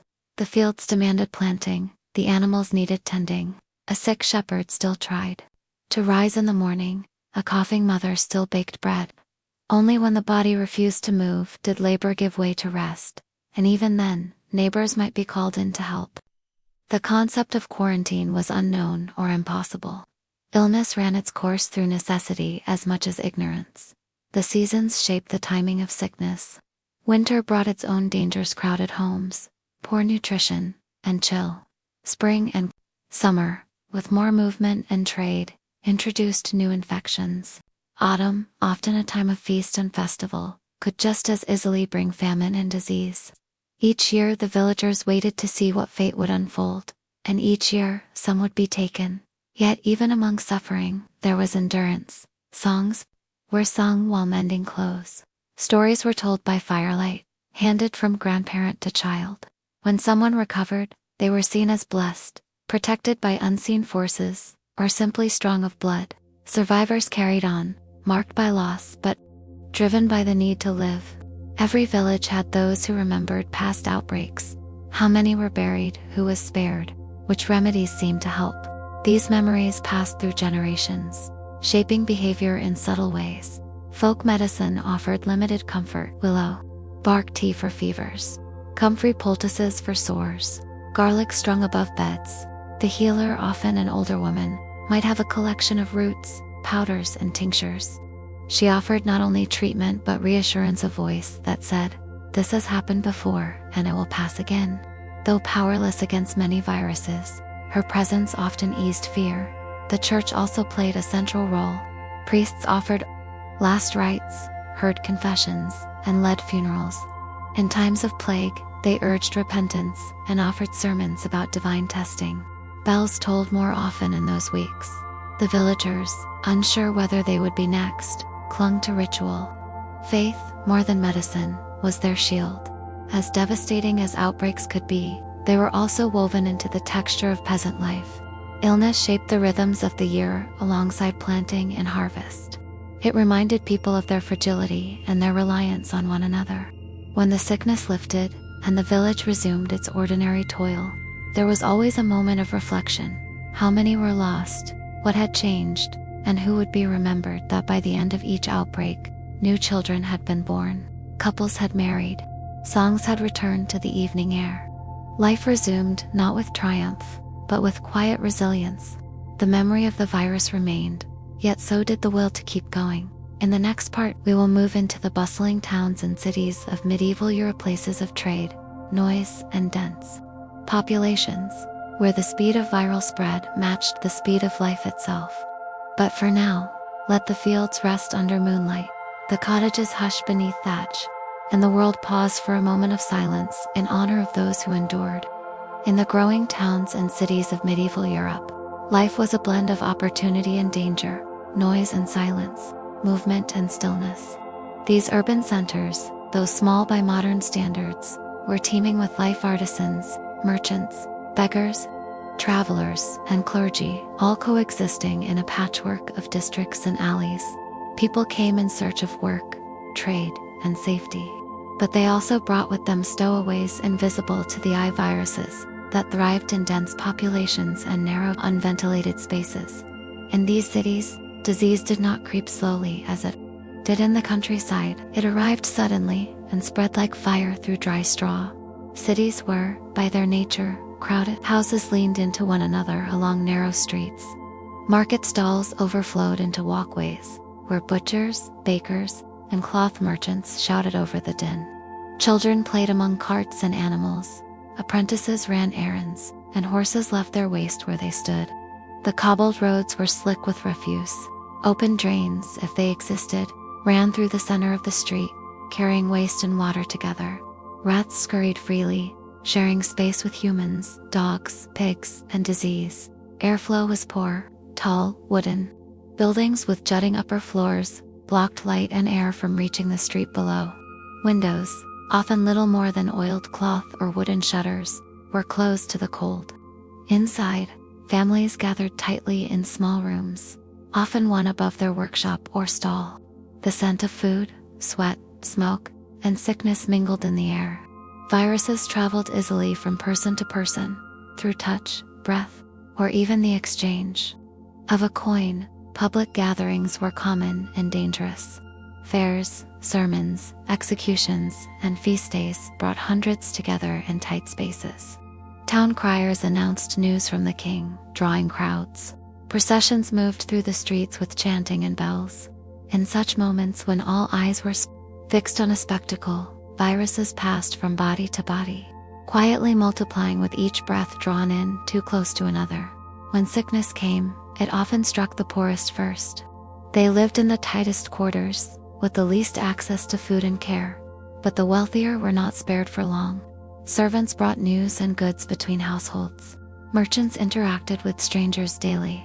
Priests heard the confessions of the dying. From the brothels to the bell towers, from the inns to the churches, no part of the city remained untouched once infection took hold. City authorities, faced with such outbreaks, responded in whatever ways they understood. Sometimes they ordered the burning of infected bedding or closed certain neighborhoods entirely. Town gates might be locked to prevent travelers from entering, though it was often too late. Some cities tried rudimentary forms of quarantine, forcing the sick to remain inside their homes and marking the doors with symbols or warnings. But understanding was limited, and enforcement was inconsistent. The role of guilds and fraternities was significant. These organizations, made up of craftsmen and traders, often took care of their own. When a member fell ill, Others might bring food, pray, or assist with burial. They also helped spread information, true or otherwise, the nature of illness and which homes were affected. Though not medical in nature, these groups played a social role in organizing responses, offering solidarity during times of fear. Medical practice in the cities varied widely. Physicians were rare and expensive, trained in ancient texts and theories. Rather than practical care, apothecaries offered tonics and powders, many made from herbs or minerals. Barber surgeons treated wounds and performed bloodletting, believing that the balance of bodily fluids determined health. Midwives assisted in childbirth and sometimes served as de facto healers in poorer neighborhoods. Despite their efforts, most viruses ran unchecked, with recovery or death depending more on chance and strength than skill. The spiritual response to urban illness was just as important as the physical. Churches rang their bells more often, calling the faithful to repentance. Priests led prayers and processions meant to drive away the wrath of God. In some cities, flagellants marched through the streets, whipping themselves in an attempt to atone for collective sin. The belief that disease was a form of punishment shaped both behavior and policy. Public penance was common, even as the disease spread quietly through the congregating masses. When an outbreak reached its peak, fear took hold. Markets emptied, families locked their doors. Those with money fled to country homes, abandoning the sick behind city walls. Those without means had no choice but to stay, to endure, and to hope. Bodies accumulated faster than they could be buried. Churchyards overflowed. The stench of death became a part of daily life, as familiar as the tolling of the evening bell. Yet, cities survived. The tides of infection receded, leaving behind loss, memory, and new patterns. Survivors emerged thinner, sadder, often more pious. Businesses reopened. Children played once more in alleys. The dead were remembered in masses, and life resumed around empty chairs and shuttered stalls. The city, though wounded, always came back to life. Over time, these urban experiences shaped changes. Some cities began keeping records of deaths. Others experimented with quarantine zones or designated pest houses. The notion of contagion, still ill-defined, began to take root in public thought. Slowly, from the ashes of each epidemic, a new awareness formed about the fragility of health, the limits of faith, and the need for better knowledge. In the next part, we will explore the role of trade and travel in spreading viruses across borders, how the movement of goods, people, and ideas carried not only prosperity but death. For now, rest in the quiet after the storm, when the streets are still wet with rain. The bells have ceased, and the city breathes again in cautious silence.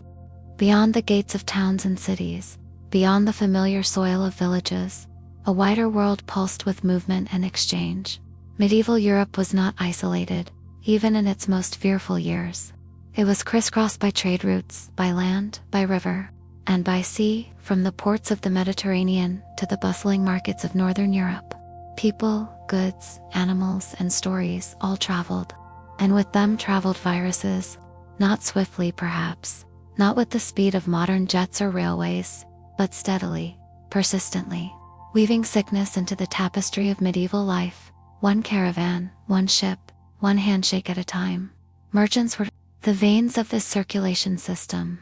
From Venice to Bruges, from Constantinople to London, they carried wool, spices, silk, wine, salt, and more. Their journeys often lasted months. They lodged at inns, stopped at monasteries, bartered in markets, and mingled with dock workers, guards, and fellow traders.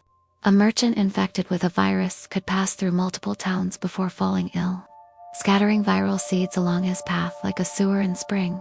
And by the time fever or rash set in, the trail of transmission was already too long to follow.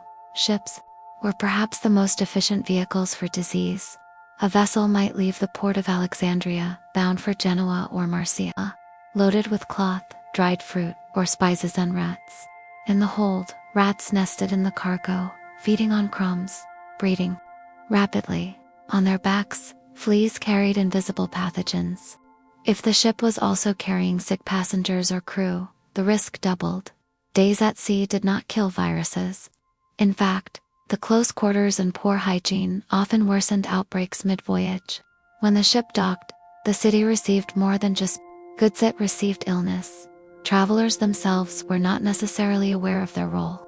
Pilgrims on the road to Santiago de Compostela or Rome, knights on crusade, envoys between courts, all moved with religious or political purpose. But when they shared bread with strangers or crowded into hostels, they spread not only news and prayers, but microbes. Pilgrimage sites, in particular, became centers of disease transmission. Crowds gathered, touched relics, bathed in communal fountains, and pressed together in shared devotion. The sacred mixed with the contagious, and outbreaks often followed.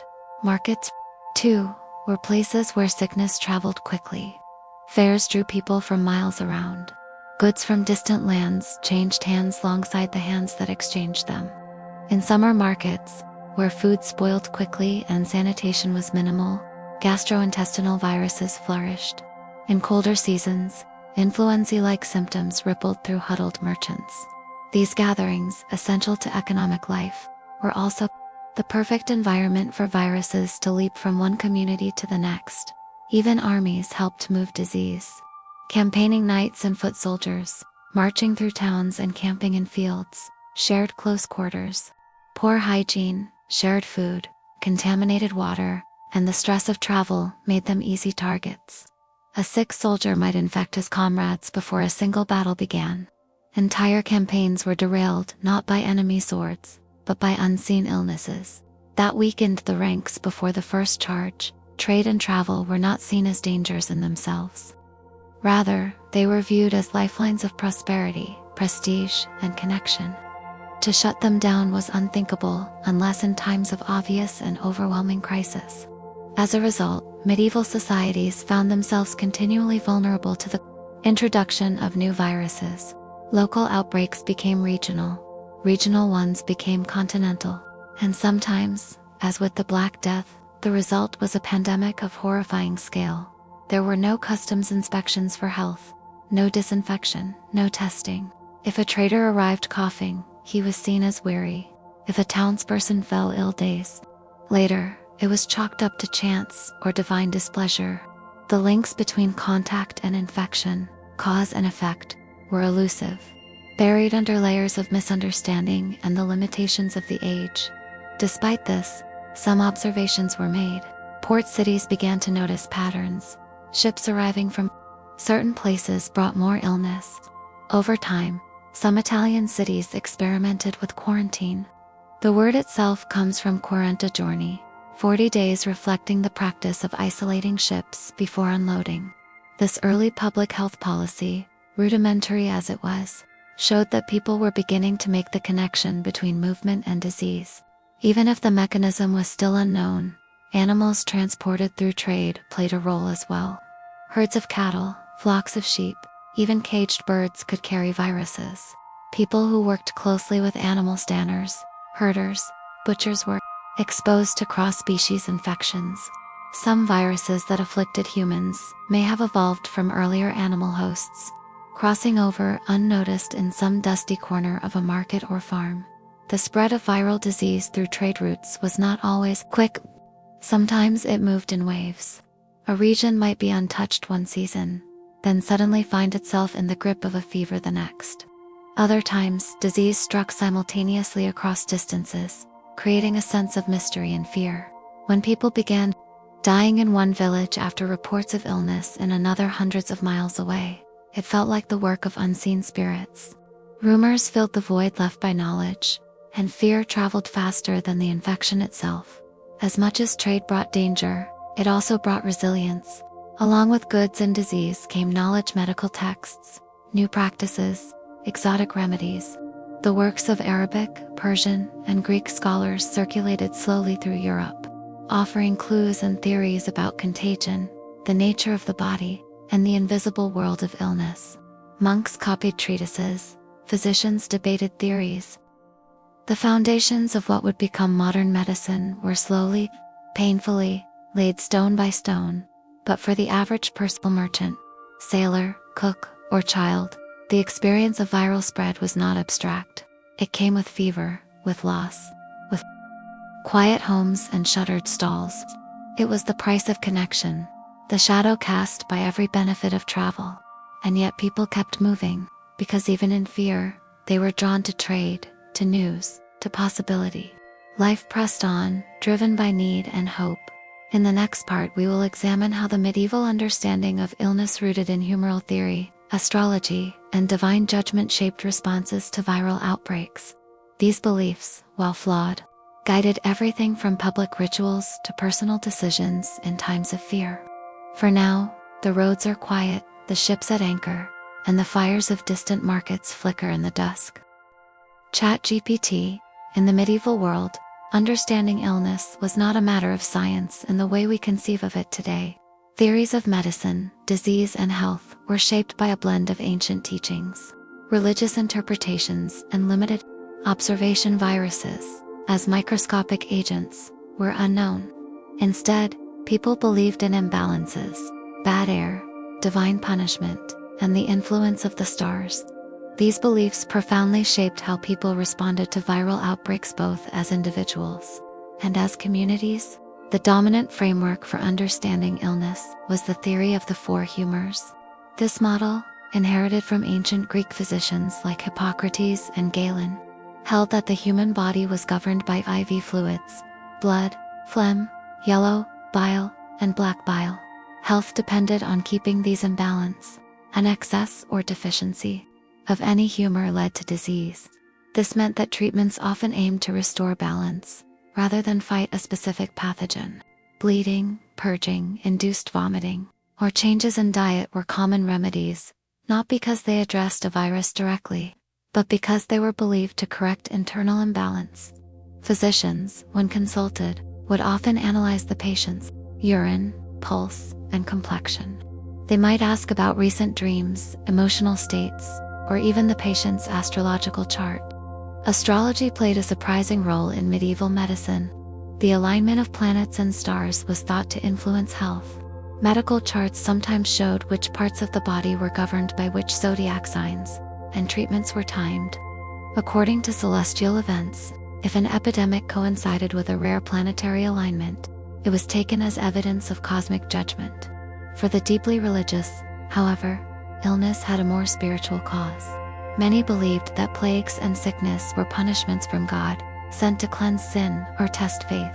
This belief was reinforced by the sudden and devastating nature of many outbreaks, when entire communities fell ill within days, with no visible cause or cure. The explanation that God's wrath had descended seemed persuasive.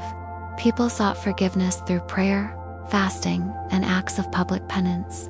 Processions were organized, hymns were sung, and altars were erected in the streets. Some cities turned to extreme measures. Groups of flagellants, men, and sometimes women who believed that self-punishment could appease divine anger, marched from town to town, beating themselves with whips. Their processions drew crowds and stirred emotions. They sang solemn hymns, chanted prayers, and called for repentance. At first, they were welcomed, but over time, their chaotic presence and their tendency to spread panic and possibly disease led authorities to restrict their movements. The church played a complex role. While many clergy comforted the sick and offered last rites, others feared contagion and retreated. Monasteries, once safe havens, became centers of illness due to communal living and the arrival of the sick. Priests officiated more funerals than usual, and graveyards expanded rapidly. The sheer scale of death often overwhelmed the usual rituals. Sometimes, there were not enough clergy to administer rites, or enough gravediggers to bury the dead properly. Confession, one of the church's essential sacraments, became a priority during outbreaks. People rushed to confess their sins before they fell ill. Some wrote down confessions to be read after death. Fear of dying unshriven, and thus being condemned, weighed heavily on the minds of the faithful. The church granted special dispensations during major outbreaks, allowing for more flexible practices, including mass absolution when individual confession was no longer possible. Beyond spiritual efforts, communities also adopted superstitions and folk practices to combat disease. Amulets were worn to ward off evil spirits. Herbs were burned to cleanse the air. People carried pomander, small containers, filled with fragrant substances to mask bad smells, which were believed to be the cause of disease. The notion of miasma, or poisoned air, led to efforts to fumigate homes or avoid foul-smelling areas. Doctors, when available, sometimes wore long-nosed masks filled with herbs, both as a filter and as protection against the supposed corrupt air. Some turned to scapegoats. In times of fear and suffering, accusations fell on outsiders, the poor, or minority communities. During several outbreaks, Jewish communities were falsely accused of poisoning wells or bringing the plague through sorcery. These rumors often led to brutal massacres and expulsions. Fear, when untempered by understanding, turned deadly not just through disease, but through violence and cruelty. Despite these dark episodes, there were moments of genuine care and courage. Neighbors helped one another. Family members nursed the sick. Monks and nuns exposed themselves to infection to provide comfort.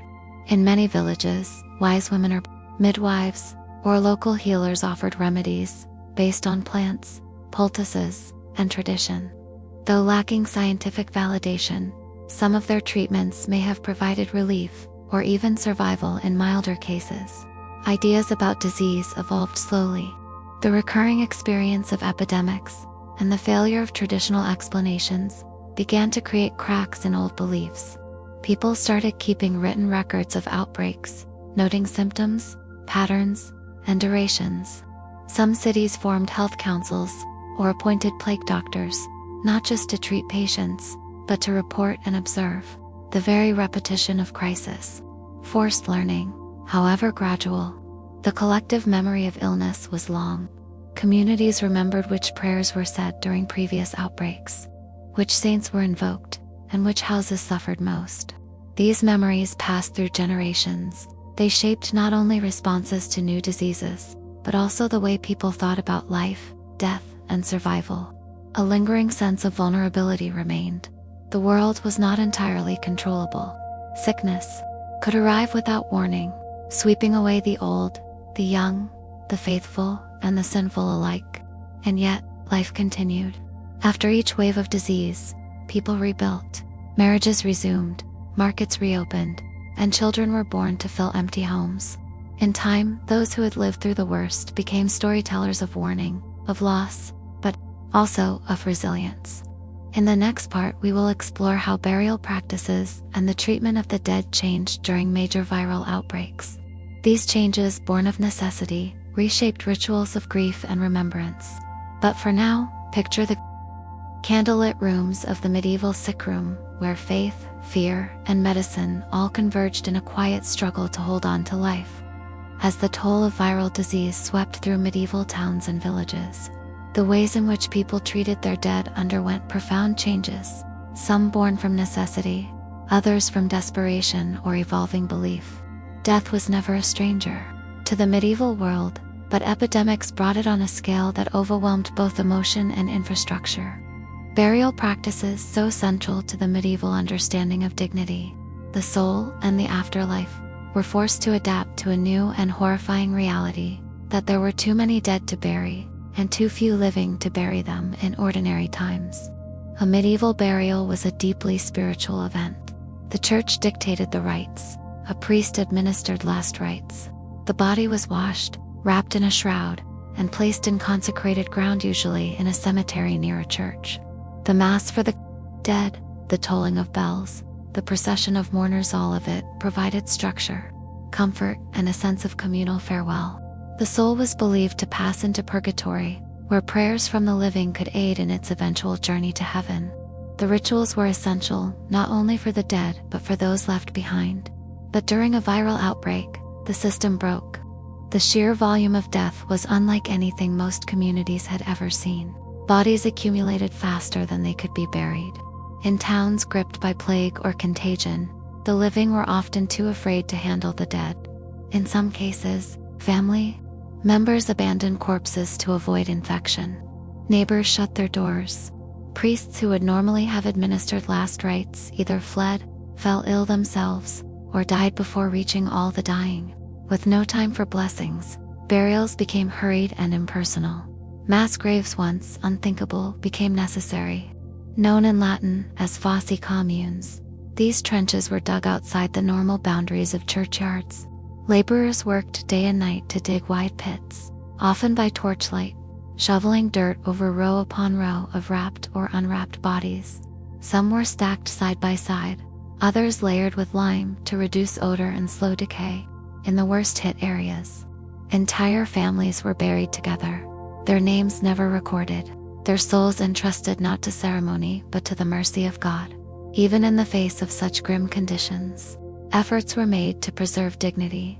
When possible, the dead were still wrapped in shrouds. Crosses were sometimes erected at mass grave sites. Monks, even if distant from the sick, might chant prayers over large groups of the dead from a safe distance. In certain towns, lists were kept of the deceased so that masses could later be said in their name. Even if the funeral rites had not been properly conducted, the scale of death also created new roles within society. Gravediggers and corpse bearers became both essential and feared. These men, sometimes paid handsomely and other times pressed into service, handled the dead when no one else would. They worked in grim conditions, often with nothing more than cloth wrapped around their faces and herbs hung from their belts to ward off the supposed bad air. Many of them succumbed to illness in turn, and their replacements often came from the most desperate or outcast corners of society. Artists and chroniclers of the period began to depict death differently. The traditional image of peaceful repose was replaced with more graphic and haunting depictions, skeletons dancing with the living, decaying bodies looming in the background of once idealized scenes. The dance of death motif, or danse macabre, emerged as a powerful symbol of the universality of death. Kings, peasants, clergy, and merchants were all shown hand in hand with death itself, emphasizing that no social rank could protect one from disease. Grief, too, was altered.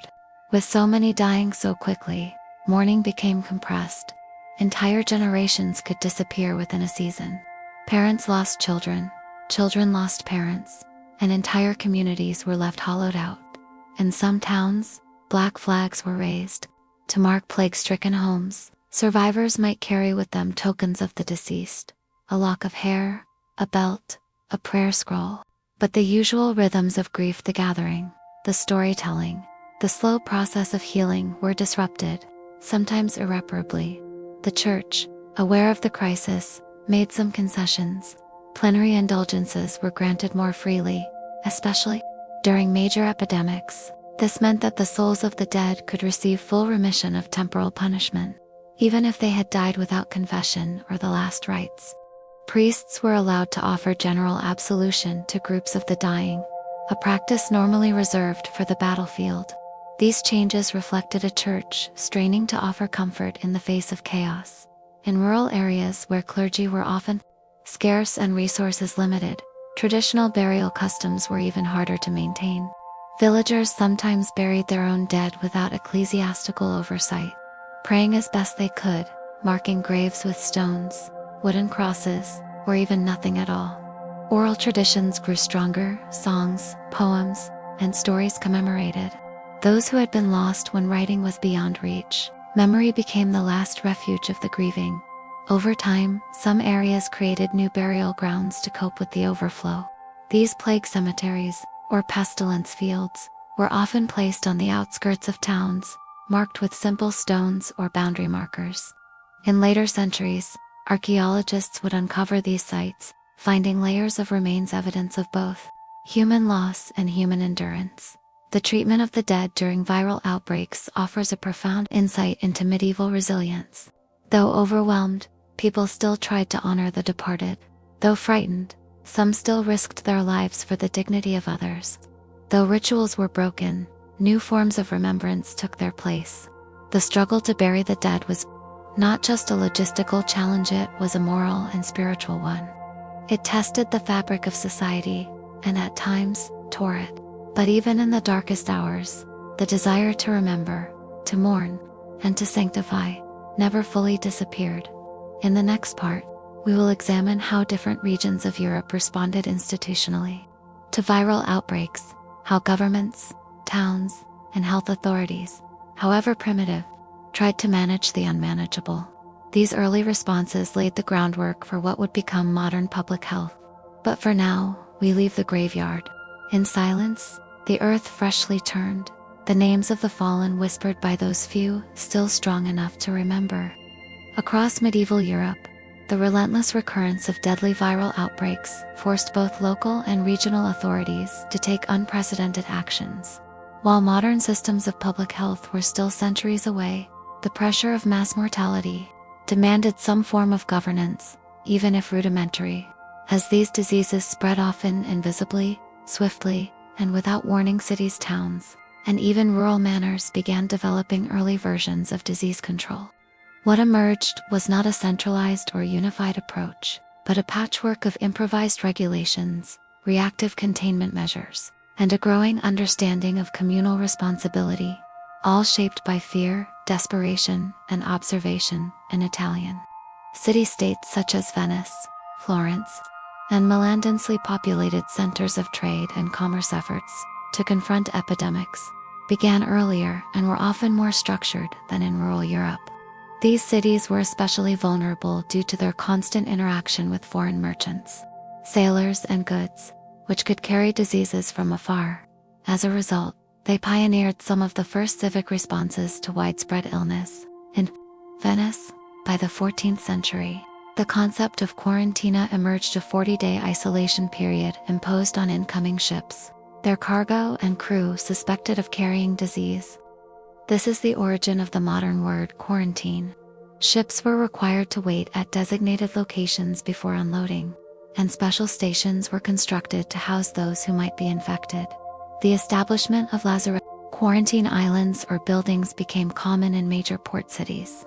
These were often stark, fortified facilities, removed from the general population. While conditions inside were grim, they represented a significant shift. The idea that isolating the sick or potentially sick could limit the spread of disease. Staff were sometimes forcibly conscripted to work in these facilities, and the mortality rate within their walls remained high. Nonetheless, lazarettos served as early examples of institutionalized epidemic control. In Florence, city officials took dramatic steps during plague years. Health boards known as Officiali di Sanità, health officials, were formed to track cases, enforce quarantine, and manage burial practices. These boards could close taverns, cancel festivals, restrict travel, and even assign guards to keep plague houses sealed.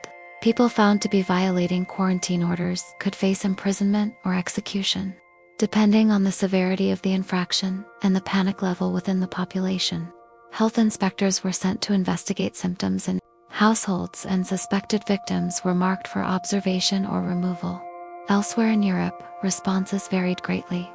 In England, during the later waves of the Black Death and other epidemics, towns like London began issuing local ordinances.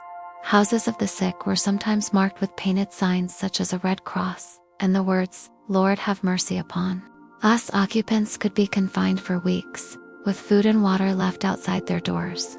Watchmen or local officials might patrol to ensure compliance. In many cases, though, implementation was uneven, and enforcement depended heavily on local leadership and resources. Rural regions had fewer options. Without the population density of cities, disease could sometimes spread more slowly. But the lack of physicians, organized government, or infrastructure made these areas particularly vulnerable. Once illness arrived, lords might retreat to their manors or castles, leaving peasants to fend for themselves. In such areas, containment often took the form of abandonment. Whole villages might be sealed off or left to die, with little or no external aid. The most vulnerable serfs, elderly children, often perished without assistance or ceremony. Monasteries and convents, once considered havens of care, frequently suffered extreme losses. Their communal lifestyle, shared sleeping quarters, daily routines, and collective meals made them ideal environments for viral transmission. Some religious communities attempted to isolate sick members in separate buildings, but others, lacking the space or knowledge, continued as usual until the entire population was decimated. Despite this, some religious orders managed to document outbreaks, recording symptoms, numbers of deaths, and even weather patterns or unusual events that coincided with illness. These accounts, though anecdotal, became valuable records for future generations trying to understand patterns of disease. In some cities, plague doctors were employed, often by contract to treat the ill, report on conditions, and supervise burials. These doctors wore the now iconic beaked masks, filled with herbs or sponges soaked in vinegar, thought to protect them from infected air. Their robes were often waxed or oiled, designed to be somewhat impermeable. They carried canes to inspect patients or keep crowds away. Though their medical knowledge was limited, and most were powerless to stop death, their presence provided psychological relief and a visible symbol of civic concern. Civic leaders also implemented travel restrictions, especially when news of outbreaks came from neighboring regions. Roads were patrolled, city gates closed, and travelers turned away or detained. Markets were suspended or relocated. In some cases, letters of health were issued to travelers, written confirmations that they came from a town free of disease. This marked a growing awareness of contagion and an early move toward surveillance.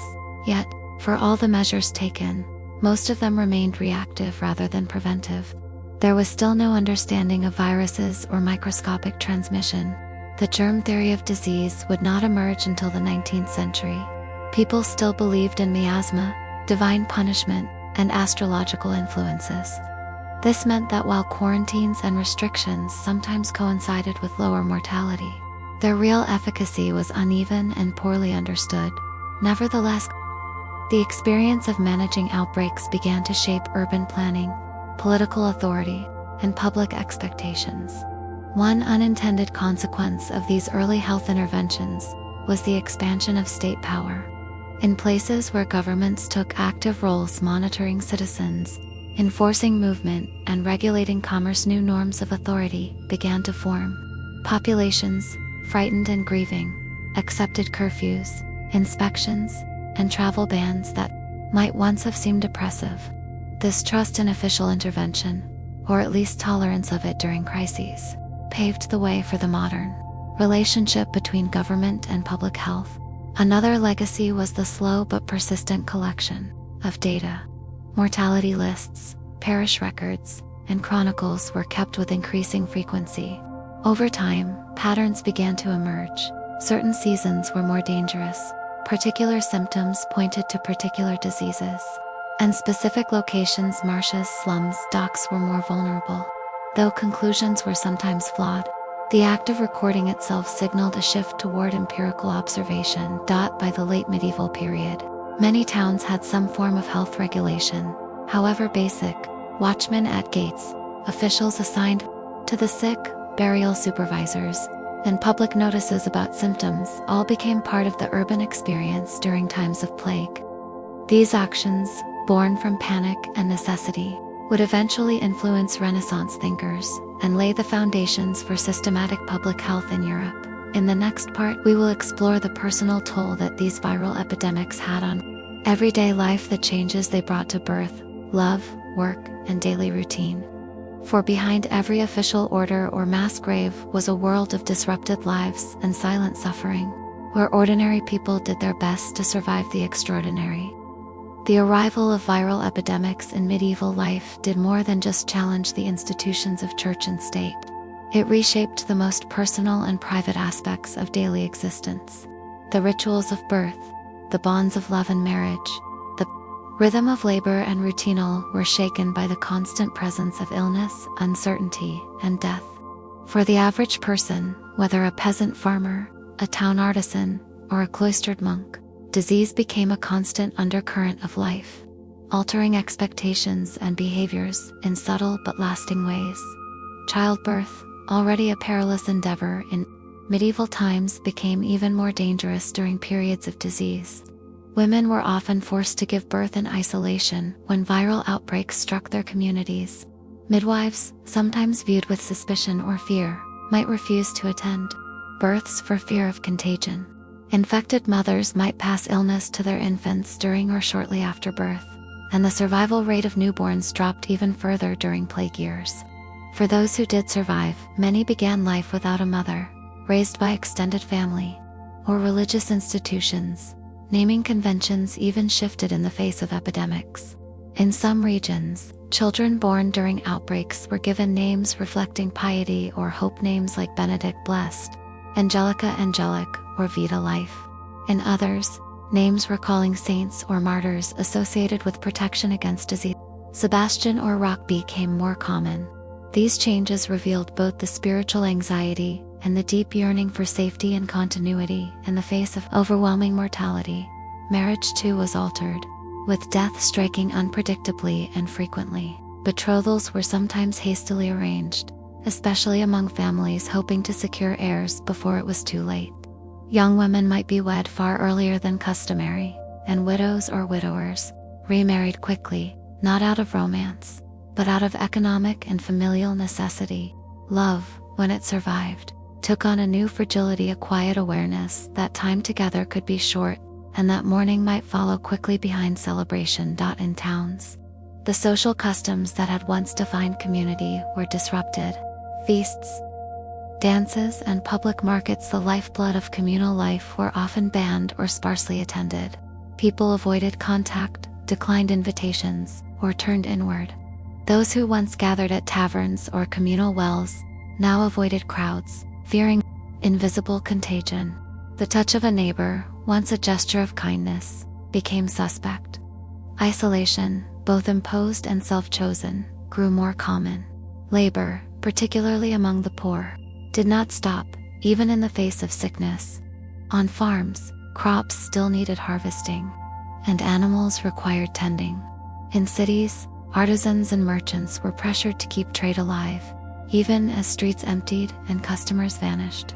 However, labor shortages brought on by high mortality often shifted the power dynamics between workers and employers. In some places, peasants demanded higher wages or greater freedoms, especially in the decades following major outbreaks. This began a slow erosion of the feudal structure that had dominated much of Europe. But in the short term, fear often won out over rebellion. Servants might flee their masters, leaving estates abandoned. Tradesmen shuttered their shops. Messengers, monks, and merchants were sometimes attacked for bringing rumors or diseases from other towns. Fear bred suspicion. Foreigners, travelers, and the poor were scapegoated, often accused of spreading disease deliberately. These social tensions, simmering beneath the surface, sometimes exploded into violence or persecution. Religious life was also reshaped. While many turned to the church for comfort, some lost faith entirely, believing God had abandoned them. Others became more fervent, turning to flagellation, pilgrimage, or mystical practices in search of protection or atonement. Pilgrimages to shrines believed to have healing powers increased, and reliquaries, containers holding the bones or clothing of saints, were carried through towns in the hopes of repelling disease. The line between devotion and desperation grew. Increasingly thin, some people chose seclusion as a spiritual path.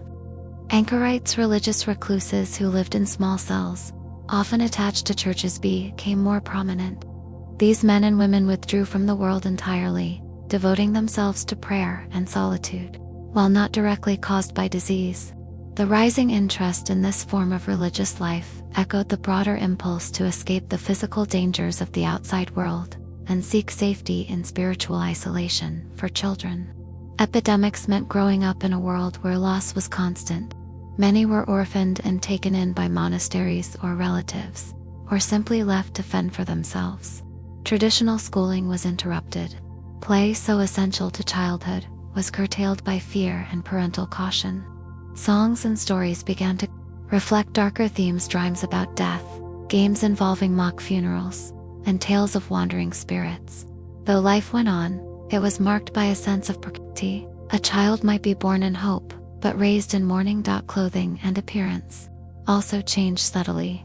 People began wearing charms, amulets, or herbs sewn into their garments. Pouches containing lavender, rue, or wormwood were hung from belts to purify the air. Infected individuals might wear specific colors or markings. Some towns adopted clothing bans during outbreaks, limiting the use of imported fabrics or silks believed to carry illness.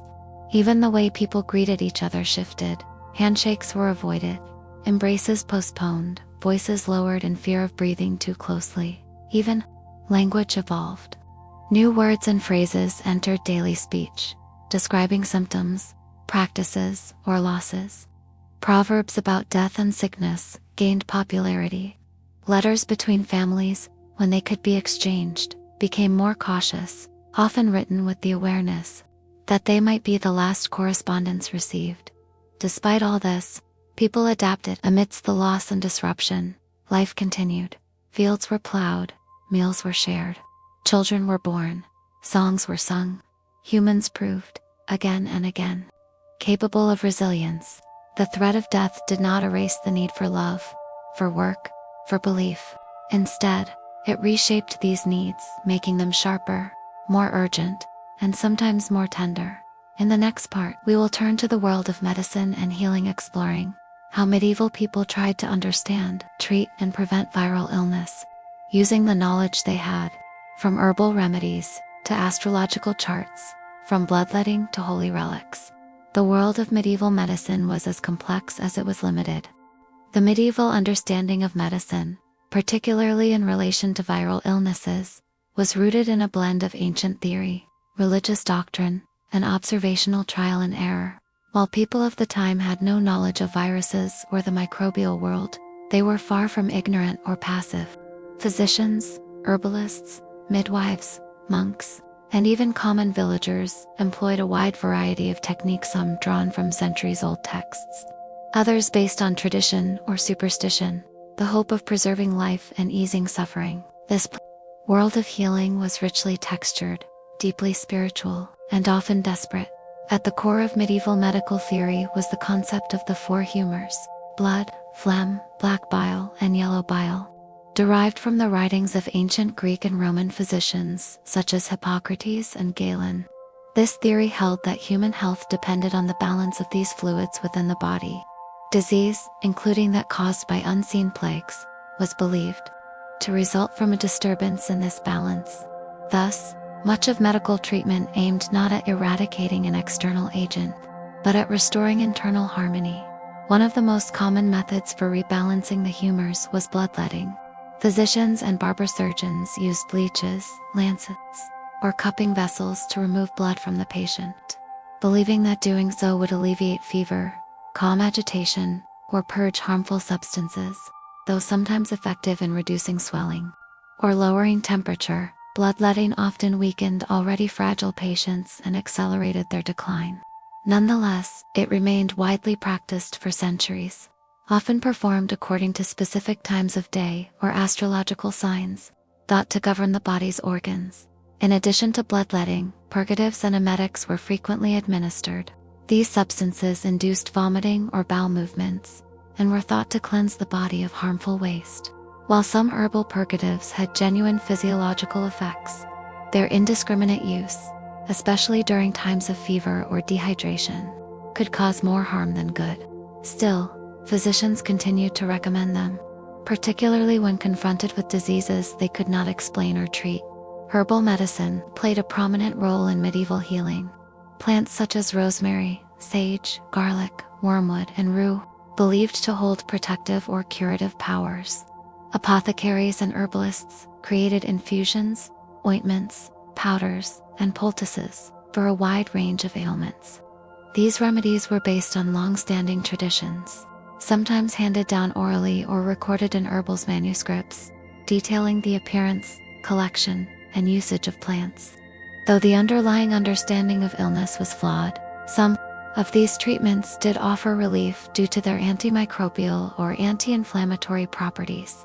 Aromatic herbs were also used to purify the air. Disease was widely thought to be spread by miasma, foul-smelling air that carried invisible poisons. To combat this, people burned incense, carried pomanders, scented balls, and hung bundles of herbs in doorways. Streets were sprinkled with vinegar, rooms were aired out, and fires were lit to clear indoor spaces. The infamous beaked masks worn by plague doctors were stuffed with strong-smelling herbs to protect the wearer from corrupt air. While these efforts did little to stop viral transmission, they occasionally improved sanitation and helped people feel some measure of control. Astrology was another significant influence on medicine. Physicians often consulted the stars before diagnosing a disease or beginning treatment. The position of the moon, the rising of certain planets, and the alignment of celestial houses were all believed to influence bodily health. Certain signs governed specific parts of the body, for example, Aries the head, Virgo the digestive tract, Pisces the feet, and treatments were sometimes scheduled accordingly. Medical almanacs, combining star charts and health advice, were widely circulated and used by both professionals and lay people. Holy relics and spiritual remedies were commonly employed, especially in times when earthly treatments failed.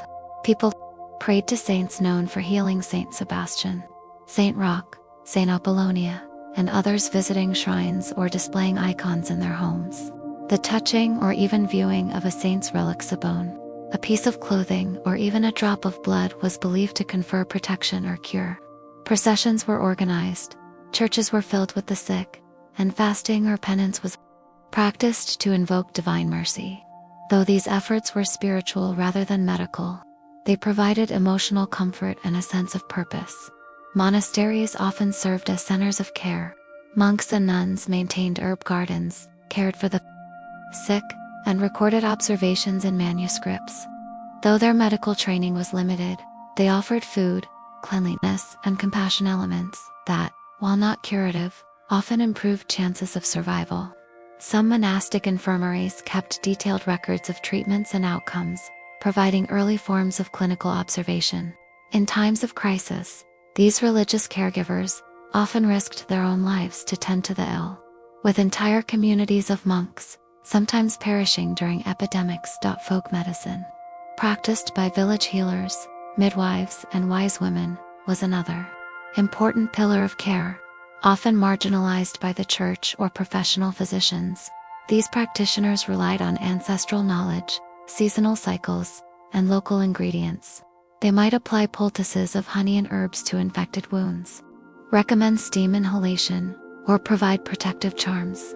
Though lacking formal education, their familiarity with their communities and practical remedies made them invaluable, especially where professional care was unavailable.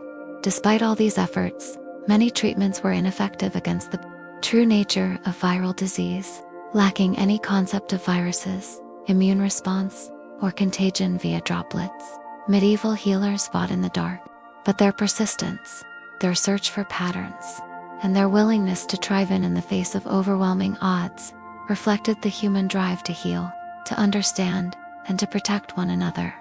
In the next and final part, we will reflect on the long-term effects these viral epidemics had on medieval society, the transformations they sparked in medicine, governance, belief, and the human imagination. Though their names and symptoms may have faded, the echoes of these ancient plagues still shape our world today. In the final reflection on the viruses that devastated medieval populations, it becomes clear that their legacy reaches far beyond the years in which they struck. These epidemics, unseen, untouchable, and often inexplicable, left deep marks, not only on individual lives, but on the very structures of medieval society. They did not merely interrupt history. They redirected it, altering the course of medicine, religion, governance, economy, and even culture in ways that continued to echo for centuries. The first and perhaps most profound effect was demographic. The death tolls from repeated outbreaks as the Black Death and its recurring waves dramatically reduced populations across Europe, Asia, and the Middle East. Some areas saw losses of over half their people. Villages vanished from maps. Fields were left unplowed. Entire family lines ended. The sudden vacuum created by these deaths forced a re-evaluation of labor, land ownership, and power. With so many gone, survivors gained leverage. Labor became more valuable, and peasants began to demand wages, mobility, and rights once denied to them. In time, this would contribute to the gradual erosion of feudalism, as the rigid system of obligations between lords and vassals broke down under the pressure of necessity. The mass mortality also had an unexpected cultural effect. It made people more aware of time. Life became more fleeting. Death was no longer a distant shadow, it was an everyday possibility. Art and literature responded accordingly. The danse macabre, images of skeletons leading the living in a final dance, became a common theme in paintings, murals, and manuscripts. Tombstones and church walls were inscribed with stark warnings, "As I am, so you shall be." These reminders of mortality, memento mori, were not just artistic motifs. They were public meditations on the fragility of life and the certainty of death. In response to this awareness, religious attitudes changed. For many, faith deepened. People sought solace in prayer, relics, and ritual. Pilgrimages increased. Donations to churches and monasteries surged. But for others, the devastation raised difficult theological questions. Why had God allowed such suffering? Why had the innocent died alongside the guilty? In some corners of society, disillusionment grew. The church, already burdened with corruption and internal conflict, struggled to maintain its authority. Priests and bishops had died in droves. Some turned to mysticism or fringe sects. Others challenged the existing religious order, laying the groundwork for reform movements that would explode centuries later. Governments, too, were forced to adapt. The chaos of disease exposed weaknesses in administration. Rulers who acted decisively, imposing quarantines, supporting care, or calming public fear, often earned increased loyalty. Others who fled or neglected their people were remembered with resentment. The need for better records, communication, and public health efforts led to the development of more organized civic institutions in some regions. Town councils began to issue plague ordinances, regulate trade, and even keep rudimentary health registries. These early responses would evolve, over time, into the foundations of modern public health. Scientific thought took a slow but inevitable turn as well. While many clung to ancient ideas about humors and astrology, others began to observe patterns, question assumptions, and record data more carefully. In the centuries that followed, these seeds would grow into the scientific revolution. The memory of helplessness in the face of invisible enemies spurred a thirst for knowledge. Slowly, medicine would begin to move from theory to experimentation, from reliance on authority to reliance on evidence. The social structure itself shifted as elites died. Their lands were inherited by others, sometimes far down the family tree, or even by commoners. This redistribution of property, along with changing labor dynamics, reshaped local economies.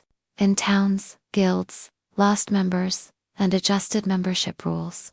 In rural areas, abandoned manors were repurposed or reclaimed. Serfdom began to decline, not from revolt, but from demographic necessity. With fewer workers to till the soil, landlords had to offer better terms or risk losing their land to wilderness. Education, too, underwent transformation. With the clergy hard hit by disease, monasteries and cathedral schools struggled to maintain their teaching roles. This opened space for lay educators and new forms of learning. Universities, though rooted in medieval scholasticism, began to attract a wider range of students. The pressing need to understand the world not just through scripture, but through observation became more urgent. Though the road to modern science and medicine would be long, the motivation to pursue it was born in part from the failures of medieval medicine to stop the tide of death, and still, the most lasting change may be in how people saw themselves. The idea of the self as fragile, mortal, but also capable of thought, emotion, and will took on a sharper clarity. People wrote more personal letters, kept journals, and reflected more openly on suffering and memory. Art turned more introspective. The notion that human experience, in all its vulnerability and impermanence, was worthy of attention grew stronger. These changes, of course, were not immediate. They unfolded slowly, unevenly, across regions and generations.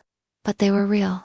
The viral epidemics of the medieval world, though born of ignorance and magnified by hardship, ultimately contributed to the reshaping of the human story.